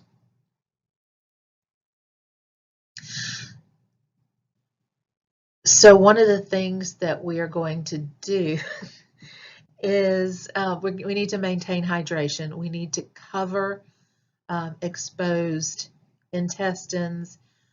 Basically, we're going to take a sterile plastic bag and zip these kids up in it up to the level of the defect so that we can prevent infection and trauma to these organs that are not inside. They're often at risk for infection and further trauma. They're going to get antibiotics, and surgery is quickly in the plan for them. From a genitourinary standpoint, newborn kidneys have a really hard time adjusting to the outside. They are going to have limited secretion of solutes, so there can be some electrolyte stuff going on. They don't have the ability to concentrate urine very well. So babies can get dehydrated more quickly. The neonates can get dehydrated more quickly than older babies and older children. They should at least void, usually they're voiding immediately. It's not uncommon for them to void as you're trying to put that first diaper on them. But at least within the first 24 hours. Their bladder volume is somewhere between 6 and 44 milliliters. If they're not voiding earlier, we really have to look at, okay, how much fluid are they getting? Are they distended and not able to empty their bladder? Do we see any signs of pain? We're doing diaper counts, and then we're weighing diapers if that baby's on eyes and O's, and there is often mucus in the bladder to start with, and so sometimes that first urine may be kind of cloudy. Sometimes girls may have a little bit of blood because remember they've been subjected to mom's estrogen, so they may have a little bit of blood. We call it pseudomenstruation, and then of course if boys are circumcised, they may have a little bloody spotting after circumcision. All right, talking about feeding these babies. We've talked a lot about being able to poor feeding, good feeding. That has a lot to do with newborn health. Milk does not come in as mature milk. The first milk that comes in, it's like the first 3 days, is usually really thick. It is yellow and creamy. It is high in calories because these babies are still trying to figure out how to suck and swallow at the same time, and what to do with that nipple. So human milk is usually thick and creamy and yellow. Somewhere around day 3, more mature milk comes in. It becomes more light yellow. Sometimes the babies will have a little bit of trouble, and when this more dilute milk comes in, because they are not having to suck as hard to get this thick stuff out. And the way someone explained it to me was, imagine that you have been, you've known nothing but drinking a milkshake that's really thick and you've got to suck hard, and all of a sudden somebody has replaced it with skim milk and you're sucking as hard as you would with the other, and so the babies will just kind of get overwhelmed by this thinner milk, and they'll sputter and spit and it'll come out their nose, and they'll be kind of grouchy about it for a day or so, and then they'll figure out what to do. Mature milk comes in by 2 weeks. It is much thinner. It's white. Sometimes it has a little bit of a blue shade to it. Doesn't mean anything by white or slightly tinged, blue tinged. But it's much thinner. Thinner than than we're used to seeing in cow's milk. Of course, the purpose of cow's milk is to take something that's about 40 pounds and turning it into something that's about 800 pounds within the course of a year. And so, it has a lot more calories to do that. We're growing from 6 pounds to 14 to 20 pounds in the course of a year. So, of course, it's going to be thinner and have a different composition. It has a lot of lactose. We need lactose and fats for brain development. Things that we know that this is good for babies. It actually have reduced risk of diabetes, both type 1 and type 2. Decreased obesity and asthma in infants that are breastfed. They have lower cholesterol levels and lower risk of lymphoma, leukemia, and Hodgkin's disease throughout their lifetime. Moms who breastfeed have a reduced risk of breast cancer and ovarian cancer and are less likely to have osteoporosis after menopause. So it's not just benefits while the time that they're breastfeeding. There are lifelong benefits of breastfeeding. Immunologically, we know that there is increased in IgA. So during that initial period of life where their immune systems basically don't work really well at all, they're getting IgA from mom. So they're getting antiviral, antibacterial, and also suppressing immunogens, suppressing antigen response. So that's why they're less likely to have allergic responses. Allergic responses and viral infections are associated with otitis media. We also know that they have fewer GI effects, fewer gastroenteritis episodes, fewer respiratory infections. This is to the point that we use banked milk to feed our preemies and our growing preemies, because it decreases enterocolitis and what we call necrotizing enterocolitis, where parts of the gut actually die off in some of our preemies. It's kind of it's a very much a life-threatening to incompatible with life event for our tiniest preemies. Psychosocially, we get enhanced bonding between mom and infant. They're learning behavioral cues from interacting very closely with us. It's comforting.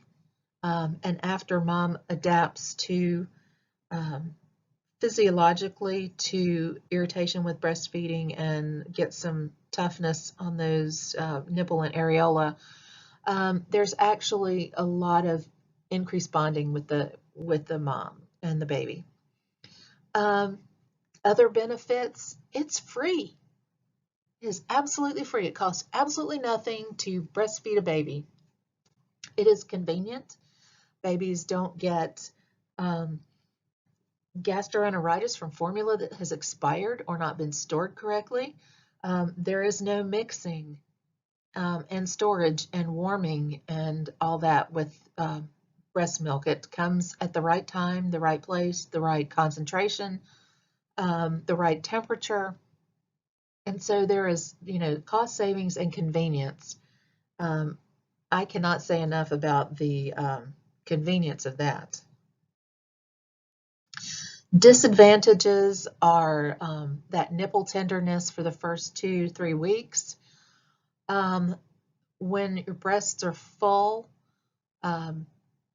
some women will have milk that leaks, especially when your breasts are full, and a big one is you hear other babies cry. Breast milk will leak because your own body, your pituitary gland, starts spitting out things when a baby cries. It says, baby is hungry, feed it. Some moms have some embarrassment about breastfeeding, especially breastfeeding in public. Sometimes they get nasty comments from people out in public, may feel like your activities are restricted because if you're exclusively breastfeeding and not pumping and having other people feed, you're never without your child. So some people will feel tied down and then they feel guilty about that. Fathers may feel left out because they can't feed that baby. They're not equipped. Sometimes there are dietary restrictions, or people feel like there are dietary restrictions. Sometimes there are things that moms eat and baby gets a stomach ache. And so sometimes you do have some dietary restrictions. It just really depends on you and your baby. We're limited with birth control options. There may be some vaginal dryness. And sometimes moms need to be on medications, and there are concerns about medications crossing into breast milk, so that we may have to make some different choices about medications that moms are on. All right, contraindications would be HIV, tuberculosis, herpes related to breast herpes, and then moms who smoke or on prescription medications that may affect babies. And honestly, our moms who are substance abusers do not need to be breastfeeding because some of this stuff passes through breast milk. When we're looking at feeding guidelines for babies, we need to assess readiness to feed. Do they have active bowel sounds? Are they distended? They're often, having a very strong cry, and when you put something around their mouth or you put your little finger inside their mouth, they will root and suck. And that tells us that baby is hungry and ready to go. With early feedings, skin-to-skin contact is helpful. We can begin to feed them immediately. Formula-fed babies we kind of feed them according to the hospital schedule, unfortunately. And when they're demonstrating feeding cues, so that rooting reflex, the lusty cry followed by comfort with sucking. Benefits of early feeding, that attachment between mom and baby helps to eliminate some of the bilirubin, helps prevent hypoglycemia, gets that GI system going. With our breastfed babies, they get the extra immunologic protection, and breastfeeding early actually helps mom's milk to come in. That's part of the stimulus that brings about milk production is suckling. Usually we're doing on-demand patterns. There are a couple of different ways. We can do on-demand, and this is typically how we do breastfeeding. Some babies like cluster feeding. They want to feed multiple times over 2 or 3 hours and then sleep for a while. Some babies just feed all the time. Sometimes we need to wake them up to feed them. And one of the things that we're going to do unwrap that baby. Get them they're all warm and cozy in their blanket. Unwrap them, undo their diaper, change their diaper, kind of sit them up, rub their back, talk to them. And those are kind of different ways that we'll wake a baby. That feeding pattern shifts out, those feedings space out a little bit as mom's breasts, as her mature milk comes in. There's more of it than the colostrum, and so those babies will get fuller. Still may feed 8 to 12 feedings during the day. They're going to be feeding around the clock. Formula-fed infants are going to feed a little bit slower. That's usually 6 to 8 feedings a day, so every 3 to 4 hours. When they are full, when they're sated, there will be longer pauses between sucking. They will relax and they will just literally fall off the breast, honestly.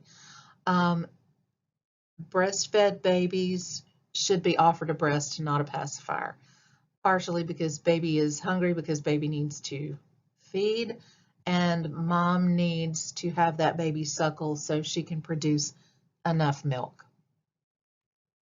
A lot of different ways you can hold the babies for breastfeeding. Often the brand new babies, that cradle hold may or may not work because moms are different sizes, length of arms are different sizes. Babies' heads are floppy and may need to, you can see football hold and cross cradle hold. These moms are supporting that floppy baby head. So often this cradle hold, those are for babies that have a little more head control. Side lying, same thing, often more appropriate with babies that have more head control. This cross cradle hold is very good for early babies with the first breast because you can literally steer them. You're holding the breast with one hand and steering that baby's face and head with the other one. Works for babies who are frantic feeders. Football hold is very similar. You got them like a football. And sometimes that's good for our moms that have sore tummies from C-sections. There is a latch scoring sheet. This is part of our documentation about feeding with our breastfed moms, looking at how the baby latches, are they swallowing, type of nipple that mom has. Some nipples are flat, some are actually inverted. How comfortable is that mom, and how much help does that mom need to feed that baby? With bottle feeding, we need to make sure moms or caregivers understand those patterns. We need to make sure that they understand what to look for if the baby is is intolerant of the formula that they're taking. We also need to tell moms and get them to understand not to change formula without contacting their pediatrician, because we want to make sure that the baby is getting the right formula. We need to make sure they understand how to store, understand sanitary precautions for storing formula, kinds of bottles and nipples that babies may like, may not like. During the first couple of weeks, the baby may actually lose a little bit of weight, especially our breastfeeding babies, but they should not lose more than 5 to 10% of their birth weight. And so that first appointment, that we're going to be looking for that. Part of the reason for that weight loss is water weight loss immediately after birth, and they're trying to get used to feeding. And so as mom's milk picks up, baby starts eating more, then they will begin to gain weight. And that should be about an ounce a day for the first 6 months. Our babies with diabetic moms, usually a newborn's glucose level is about 15 lower than mom's. They have increased metabolic demand, both through the labor process and the adaptation to extrauterine life. They spend their glucose very quickly.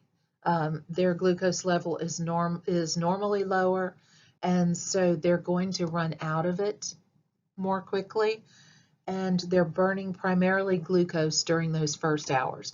So especially our babies that are babies of diabetic moms, they have normally higher insulin levels, so they are going to burn through their own glucose faster than a baby of a non-diabetic mom. So a lot of times these babies are larger than gestational age because their insulin has been sucking away that extra glucose as fat. If mom has type 1 diabetes or has vascular complications from diabetes, we may actually have a baby that's smaller than gestational age because of the vascular issues. The vascular problems extend to placental circulation as well.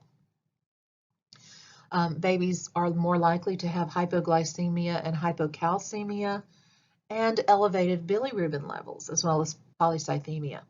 They're more likely to have congenital malformations, more likely to have respiratory distress, more likely to have birth trauma because they're more likely to be LGA and have difficulty, so mom's more likely to have a section and more likely to have dystocia.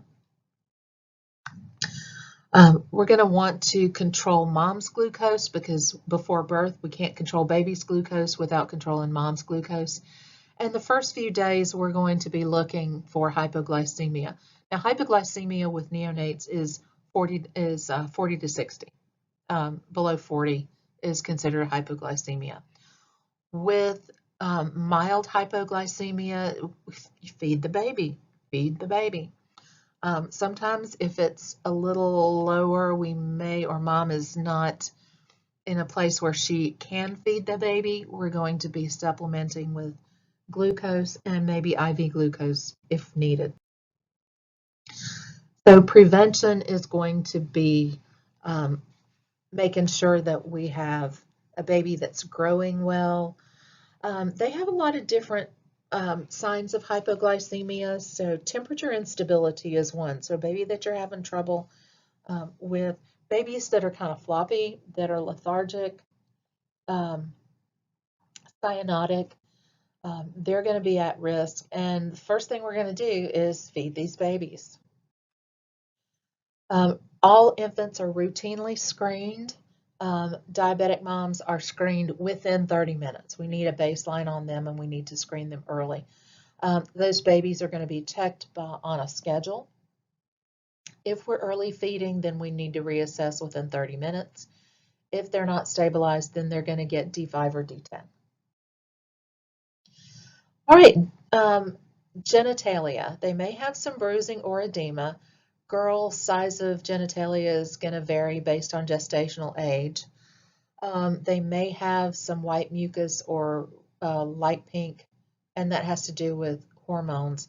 They will often have smegma or white substance between the labia. Don't worry about taking that off. Leave it alone. With boys, there are some other things that we need to look for. So with boys, we need to look for where that urethra comes out. So if it's on the underside, if it doesn't come out at the end of the penis, if it comes down on the underside of the penis, that's hypospadias. If it comes out on the top side of the penis, that's epispadias. There can be all sorts of different variations of those. You can have hypospadias that almost goes to the end. It's a less severe form, or you can have a urethra that exits the body at the base of the penis, and that child is going to have more extensive repair. Our babies with hypospadias and epispadias do not get circumcised. If it's mild hypospadias and epispadias, a urologist, when they do correction, may actually use that foreskin tissue in the reconstruction process. So those babies are generally not going to be circumcised right after birth. For the rugae, the ridges on the scrotum are going to vary based on gestational age. If they're cold, their testicles may get pulled back up into the inguinal canal. So if they're warm, you should be able to feel testicles down in the scrotum. So they should be descended at term. If not, they often descend within the first few months. If not, then they may be pulled down and tacked down. And sometimes there'll be a fluid pocket, a hydrocele. So we need to check for that.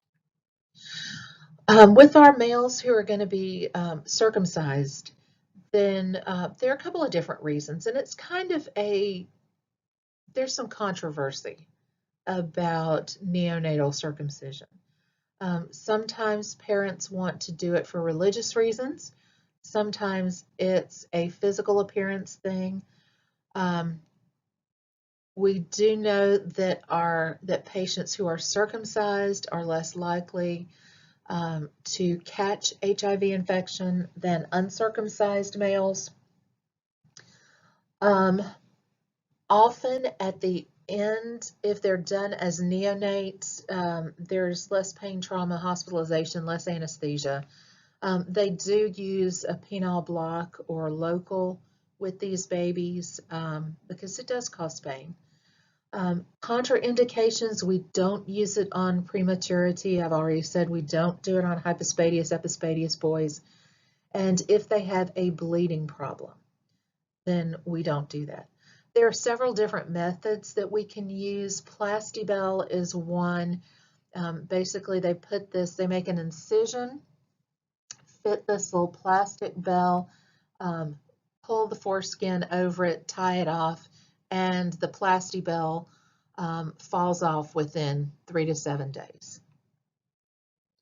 With the Gomco methods, so this is kind of a plastibell down here on the with the color illustrations. Gomco or plastibell actually put a stitch in put a couple of incisions in the foreskin.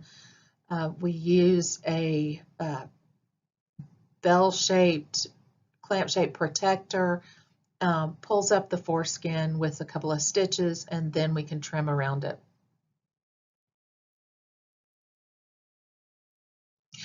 For CIRC care, no baby wipes on these, just warm water. With a Gomco or a Mogan device, they're going to use Vaseline gauze. Plastibell does not require a Vaseline gauze. There may be a little bit of granulation tissue, kind of a yellowish film that develops during healing. Parents should not clean that off. That's just part of the healing process. After 24 hours, they're going to use petroleum ointment when they replace the Vaseline gauze. Plastibell doesn't require much at all. That's going to fall off in 7 to 10 days. So sometime around the time that their umbilical cord falls off, the plastibell falls off too.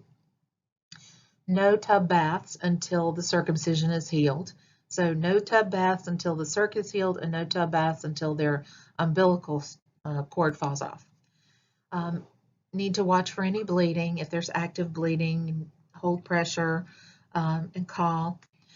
Need to make sure that they're looking for any signs of infection.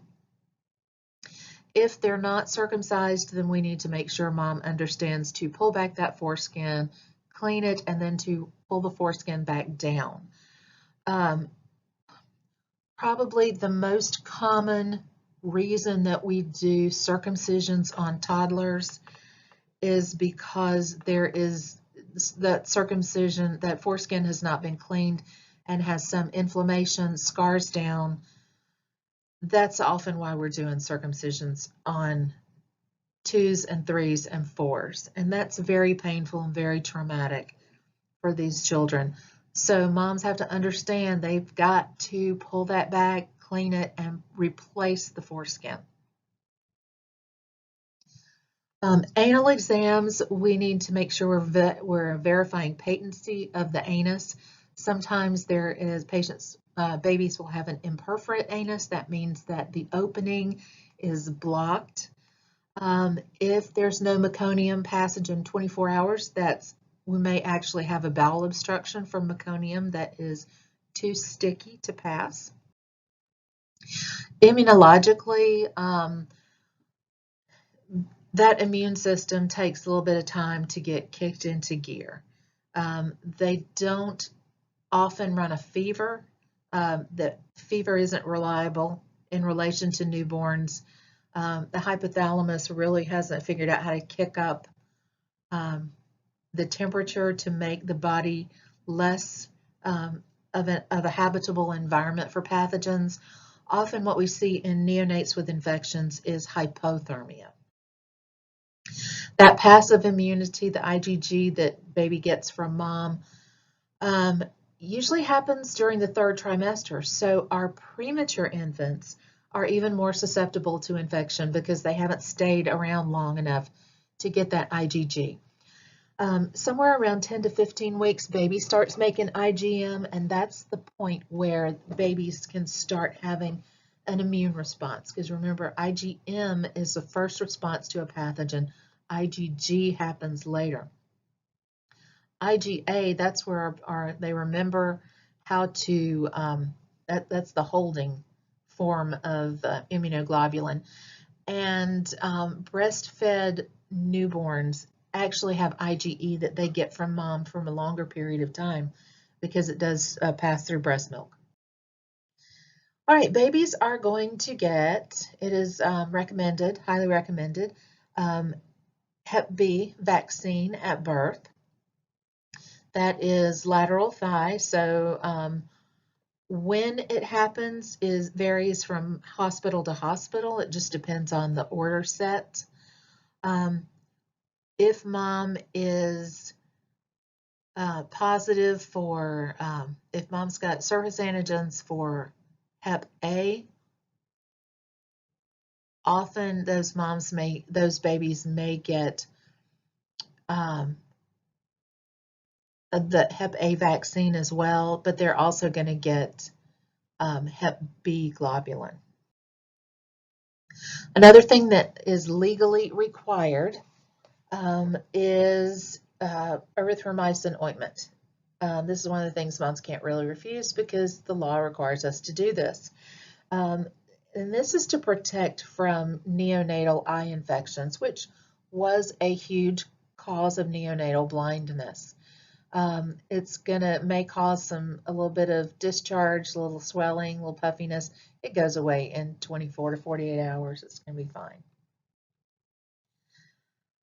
All right, so anytime we have sepsis, have bacteremia less than 90 days, that's called sepsis neonatorum. Can be early onset within the first week or late onset after the first week but before 90 days. Nosocomial infections are usually, usually a NICU thing, not always. And often most common pathogens are MRSA and Candida. It's related to invasive procedures and the fact that these babies don't have an immune system to fight this stuff. May start as bacteremia, may start as a UTI, may present as meningitis or pneumonia. And if you think about our patients, these babies, our smallest ones are ventilated and may be ventilated for a long period of time. They often have invasive lines. They really truly are at risk for nosocomial infections. And that's why there are such stringent and strict infection control practices going on in the NICU. If the baby has a history of possible infection, we may be getting blood cultures, spinal cultures, urine cultures. It just depends on source of antibiotics, and of course cultures before antibiotics. Other tests that we may get on our sick babies, CBC, CRPs, chest x-ray, white count. Elevated white count may be normal. A low white count may actually indicate sepsis because they spend their white blood cells very quickly. So signs and symptoms of sepsis in neonates. Of course, respiratory distress, pallor, cyanosis, that temperature instability, so varying, especially hypothermia, of 2 degrees, 2 degrees Fahrenheit or 1 degree Celsius is suggestive of temperature instability. Tachypnea or tachycardia, bradycardia, apnea, bradycardia, those would be signs and symptoms of sepsis that might need further investigation. Lethargic babies, crabby babies, hypotonic babies, those are other categories. So patients that we suspect of having sepsis, we need to control their environment. Strict infection control, and then antibiotics. Anytime there's sepsis, fix the infection. We also will need supportive care, so nutrition, cardiovascular support, respiratory support, and temperature control. But we still need to encourage parents interact with these babies. That helps the babies and it helps the parents to feel engaged in that baby's care, helps bond them to the babies. So with our newborns who need HIV testing, so it's a specific kind of DNA testing, nucleic acid testing.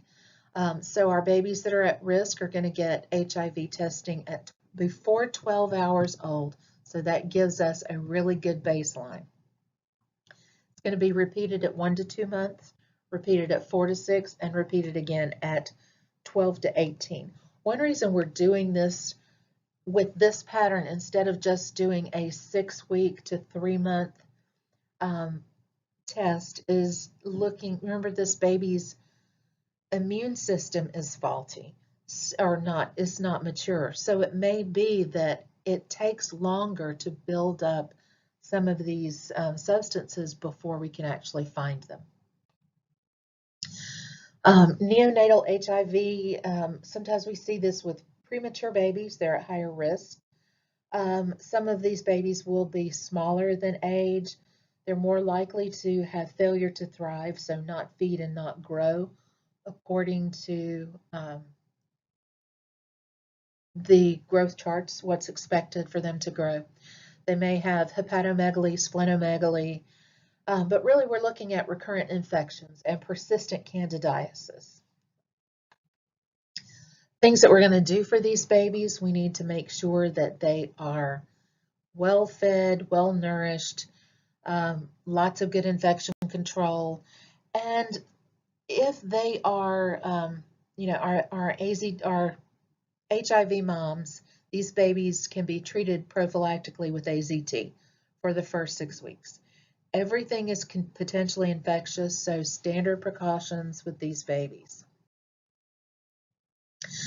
But we do a lot of newborn screening for congenital issues, and some of these are, they need to be 24 hours old because they need to be fed basically for 24 hours before some of these things are going to show up. So some of the things that we screen for, if mom and dad are carriers for cystic fibrosis, we can test newborns for cystic fibrosis. Galactosemia is a galactose metabolism problem. This is one of those they've got to be fed and have lactose for 24 hours before we can find it. Also, congenital hypothyroidism, maple syrup, urine disease, phenylketonuria, and sickle cell trait. Those are all things that we're going to automatically test babies for at 24 hours, 24 to 48 hours. They're going to get followed up at PEDS, so we need to know who's going to get these results.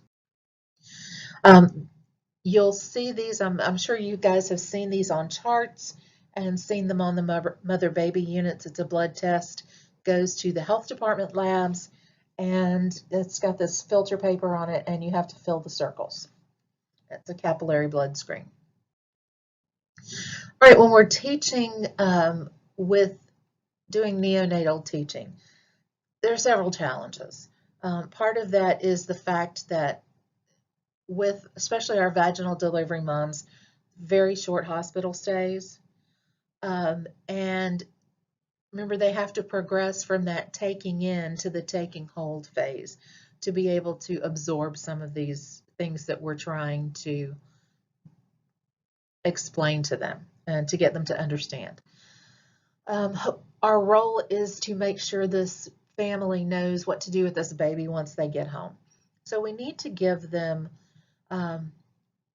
we need to make sure that we do multiple teaching techniques with them. You guys have different learning styles. Our patients have different learning styles. And so the more information we can give them in different ways, the more likely they are to be able to retain. Teach back is a great thing to do. So showing them something and then having them do whatever it is. Watching them bathe the baby, helping them prepare things.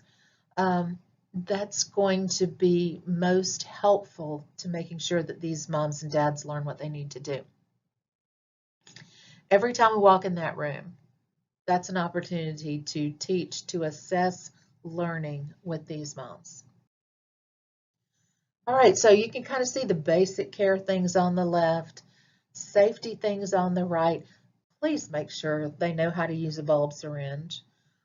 Because the first time this baby gets the sniffles, they're going to be in the ER and we have to teach them again. And probably that's going to happen either way, but make sure they know how to use a bulb syringe to clear that baby's nose. They need to know never to leave that baby alone. We need to make sure that they have car seats before they go home. They need to understand the immunization schedule and that this baby may not run a fever if they're sick for a little while. To make sure they understand how to take care of the cord, any circumcision. Make sure that they're waking these babies up if they're not eating on schedule. These babies have to eat or they're not going to grow. All right, complications for neonates. So whether they're term, preterm, or post-term, LGA, AGA, or SGA, that's going to be based on gestational age and weight. So our newborns that are at risk, more at risk for difficulty, lower socioeconomic status, which is more often associated with limited or no prenatal care, they are at risk. Our babies of moms with maternal health issues, our babies whose moms are younger or older, our babies of moms who have had multiple babies are more likely to have prematurity because those uteruses are more likely to open up early. Pregnancy complications, so our babies where moms have abruption, moms have too much fluid, preterm labor, premature rupture, and preeclampsia. Those babies are all high-risk babies. Neonatal mortality is chance of death within the first 28 days. As the earlier the gestational age is, and the more the baby weighs. So our LGA babies are at higher risk, and our younger early babies are at higher risk. Morbidity and mortality, also same thing. It also helps drive what kind of care that baby needs. So our SGA IUGR babies, so intrauterine growth retardation, or small for gestational age babies, are higher risk for meconium aspiration, higher incidence of fetal hypoxia, and higher incidence of hypothermia. They are also at an increased risk for hypoglycemia because they don't have as much storage. And they're also at risk for polycythemia. This is one reason why we really want to assess gestational age. To make sure that our SGA babies, are they truly SGA or are they an earlier Are they really not as mature? Are they AGA for gestational age as opposed to SGA for dates? We need to identify signs of complications early, provide management for those complications, be even more diligent about physiologic parameters. Our LGA babies are at risk more for cephalopelvic disproportion and birth trauma. These babies are more likely going to have an incidence of be born by cesarean section, and our babies who have C-section are more likely to have respiratory distress, transient tachypnea, that sort of thing, because they don't get squeezed on the way out, get the amniotic fluid squeezed out of their lungs. All right, LGA babies are not necessarily term babies, so we still have to go by that maturity scale by gestational age. Our LGA babies, that's weight by gestational age, so we still have to identify that. We've talked about some of the complications of LGA as far as glucose management, risk of respiratory issues, and then we're going to need to make sure that they get plenty of support. All right, preterm is before 37 weeks. Post-term is after 42, because remember, dates that moms are given, it's plus or minus 2 weeks. Preterm issue have to do with the fact that they're not finished cooking yet.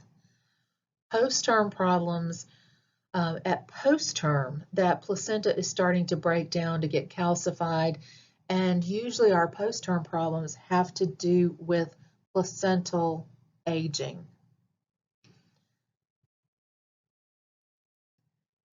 So with prematurity complications, what we see is that everything, all the systems are less mature. So the closer we can get them to term, the better off they are. Problems that we see with prematurity, respiratory distress syndrome from not having mature lungs, patent ductus arteriosus, so some circulation oxygenation issues from not being old enough for that duct to close. Babies who are premature have less organized, less mature respiratory patterns, and their fragile vasculature makes them at an increased risk for intraventricular hemorrhage, an increased risk of stroke. Preterm nursing care, ABCs always come first. So maintaining that respiratory function. We also need a neutral environment, not too hot, not too cold. We need to keep them just right. These babies are at really high risk for hypothermia. Our little tiny wee ones, sometimes we even wrap them in plastic to help prevent fluid loss and to keep heat in. We need to make sure, these babies have to grow. They have to finish maturing. So adequate nutrition in these kids, these little tiny wee babies, is absolutely critically important. All right, so this is a little tiny one, little itty bitty, literally slightly bigger than the hands. And you can kind of see that extended body position. Problems that babies have long-term for prematurity. There are issues with retinopathy with these babies. That's when we try to get their oxygen requirement down because we do know that retinopathy of prematurity is related to high O2 levels. They can also have bronchopulmonary dysplasia because their lungs did not have a chance to grow and to complete growth, complete maturity before they exited. They are at risk for barotrauma and volutrauma from high pressures and high volumes on the ventilator. This little baby is on the ventilator. They are at risk for neurologic problems from hypoxia and from intraventricular hemorrhage. These babies may have speech issues, auditory issues, a lot of different things happen with prematurity. So assessment, their head is going as big as a regular baby's head is, their head is even larger. than their body. You guys can look over some of these things. Basically, this looks like that big chart with those maturity charts. You know, our premature babies are closer down on the left side of the chart than the right side of the chart. You guys can look at those, and what you're going to see really does depend on how many weeks they are. If you download just the slides, you'll see tabs for different YouTube links within the slides, so I encourage you to look at some of those. Respiratory pretermers, surfactant. This is why we try to prevent preterm birth, and if we're having difficulty, we're giving mom betamethasone to try to encourage lung maturity development, surfactant development. We can also do some surfactant replacement through respiratory treatments after birth. It really does depend on how early they are. Pulmonary blood vessels are not completely developed. It's not just the lungs, but it's also the pulmonary vasculature that may not be developed and may not be able to adapt. Pretermers don't have that brown fat. Our wee littles don't have that brown fat, so they are going to lose heat more. We've got at the top of this picture, we've got a baby in an isolette. This helps us to regulate the temperature environment surrounding the baby. And this is a very tiny wee little one. You can see they're not much bigger than an ink pen. And this one is wrapped in plastic. Preterm, from a GI standpoint, these babies have a whole lot of problems. They don't have coordinated suck and swallow. They are often intolerant of feeding. They may have a lot of trouble meeting their caloric needs, increased risk for aspiration, and because of some of the GI issues and the oxygen, the metabolic problems that they have, they are at risk for necrotizing enterocolitis. And truly that is what happens. Parts of their gut becomes necrosed and literally dies off. Kidneys that are preterm are more likely to spill glucose at lower rates. Drugs don't get filtered through as quickly, but they have a lower GFR. They can't concentrate urine as well or get rid of large amounts of fluid. They can't adapt to either direction. From an immune system, we've kind of talked about this already. Literally, infection control is the difference sometimes between life and death with these kids. You have to wash often. A lot of times before you go into these units, you're doing a full scrub, a 3-minute scrub, before you can even go into the unit. The neurologic system, they have a huge risk of interventricular hemorrhage, intracranial hemorrhage, and they are a lot less responsive neurologically. Feeding these babies can be an issue because they don't have that coordinated suck-swallow, and it may take them a while to figure that out. Really, how we feed them depends on the weight of these babies and how much they can take in. If they can't tolerate nutrition, oral nutrition, or enteral nutrition, then TPN is definitely an option. Often they need more triglycerides and amino acids. If we can, for our growing preemies, bottle feeding is great. For our larger babies who can, breastfeeding is, breast is best. For some of our babies who have difficulty with suck and swallow, they may need tube feed supplementation, especially if they have difficulty with suck and swallow. And sometimes what we do with these babies is what you see right here, tube feeding and give them something to suck on while their tummies are getting full. and they will associate suck and swallow with satiety. Post-term, we worry about hypoglycemia.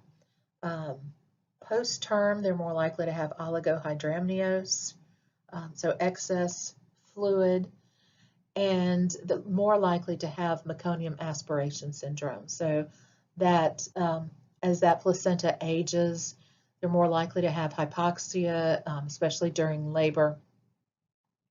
And with hypoxia, that's when we see passing meconium. And that's usually thick meconium, by the way.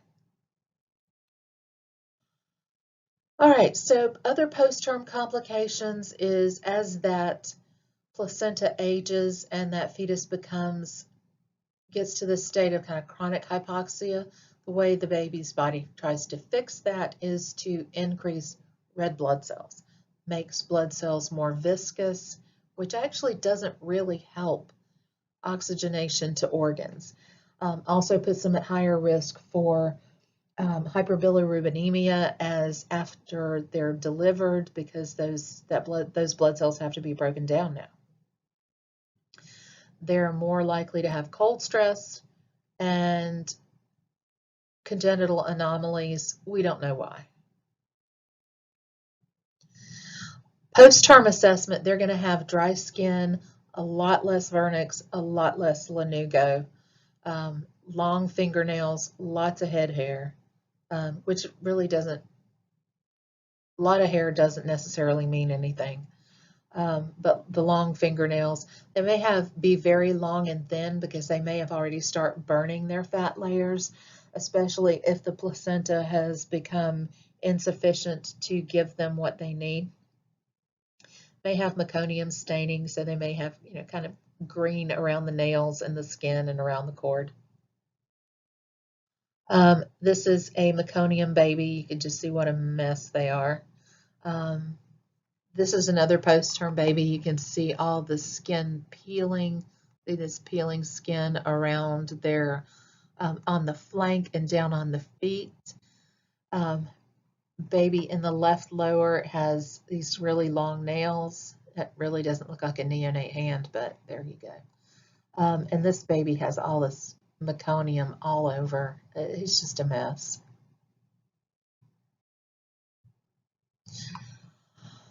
All right, other things we're going to do for these babies post-term, we're going to be really watching them for their respiratory state, for meconium aspiration and respiratory distress syndrome. Because remember, meconium aspiration, that meconium in the lungs actually degrades surfactant, so they are at higher risk. We're going to monitor them for hypothermia, so any of our stressors, polycythemia, and hypoglycemia. And our high-risk infants their parents are going to need a lot of support, because this did not turn out the way they thought it was going to. We need to make sure that we are letting them know what this baby looks like, what is attached, answer any questions, be genuine with them, be welcoming with them. Remember, parents are not problems, parents are partners. Interact with this infant. Talk to them. If they're good for tactile stimuli, do that. When they're ready for contact, encouraging parents to hold their babies as soon as it's safe to hold these babies.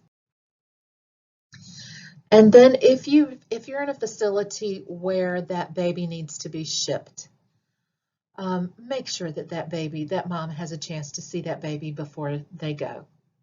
If it's possible to take a picture, if this was a crash section and mom had to go to sleep and we had to get that baby shipped before mom was awake, take a picture. Give that mom something to hold on to about that baby, and then make sure that we're calling for updates. And most neonatal ICUs are really good about talking with the sending facility. Other things for support, encourage that mom to touch that baby, to sing, stroke, rock. If mom can provide breast milk, that is optimal for that baby.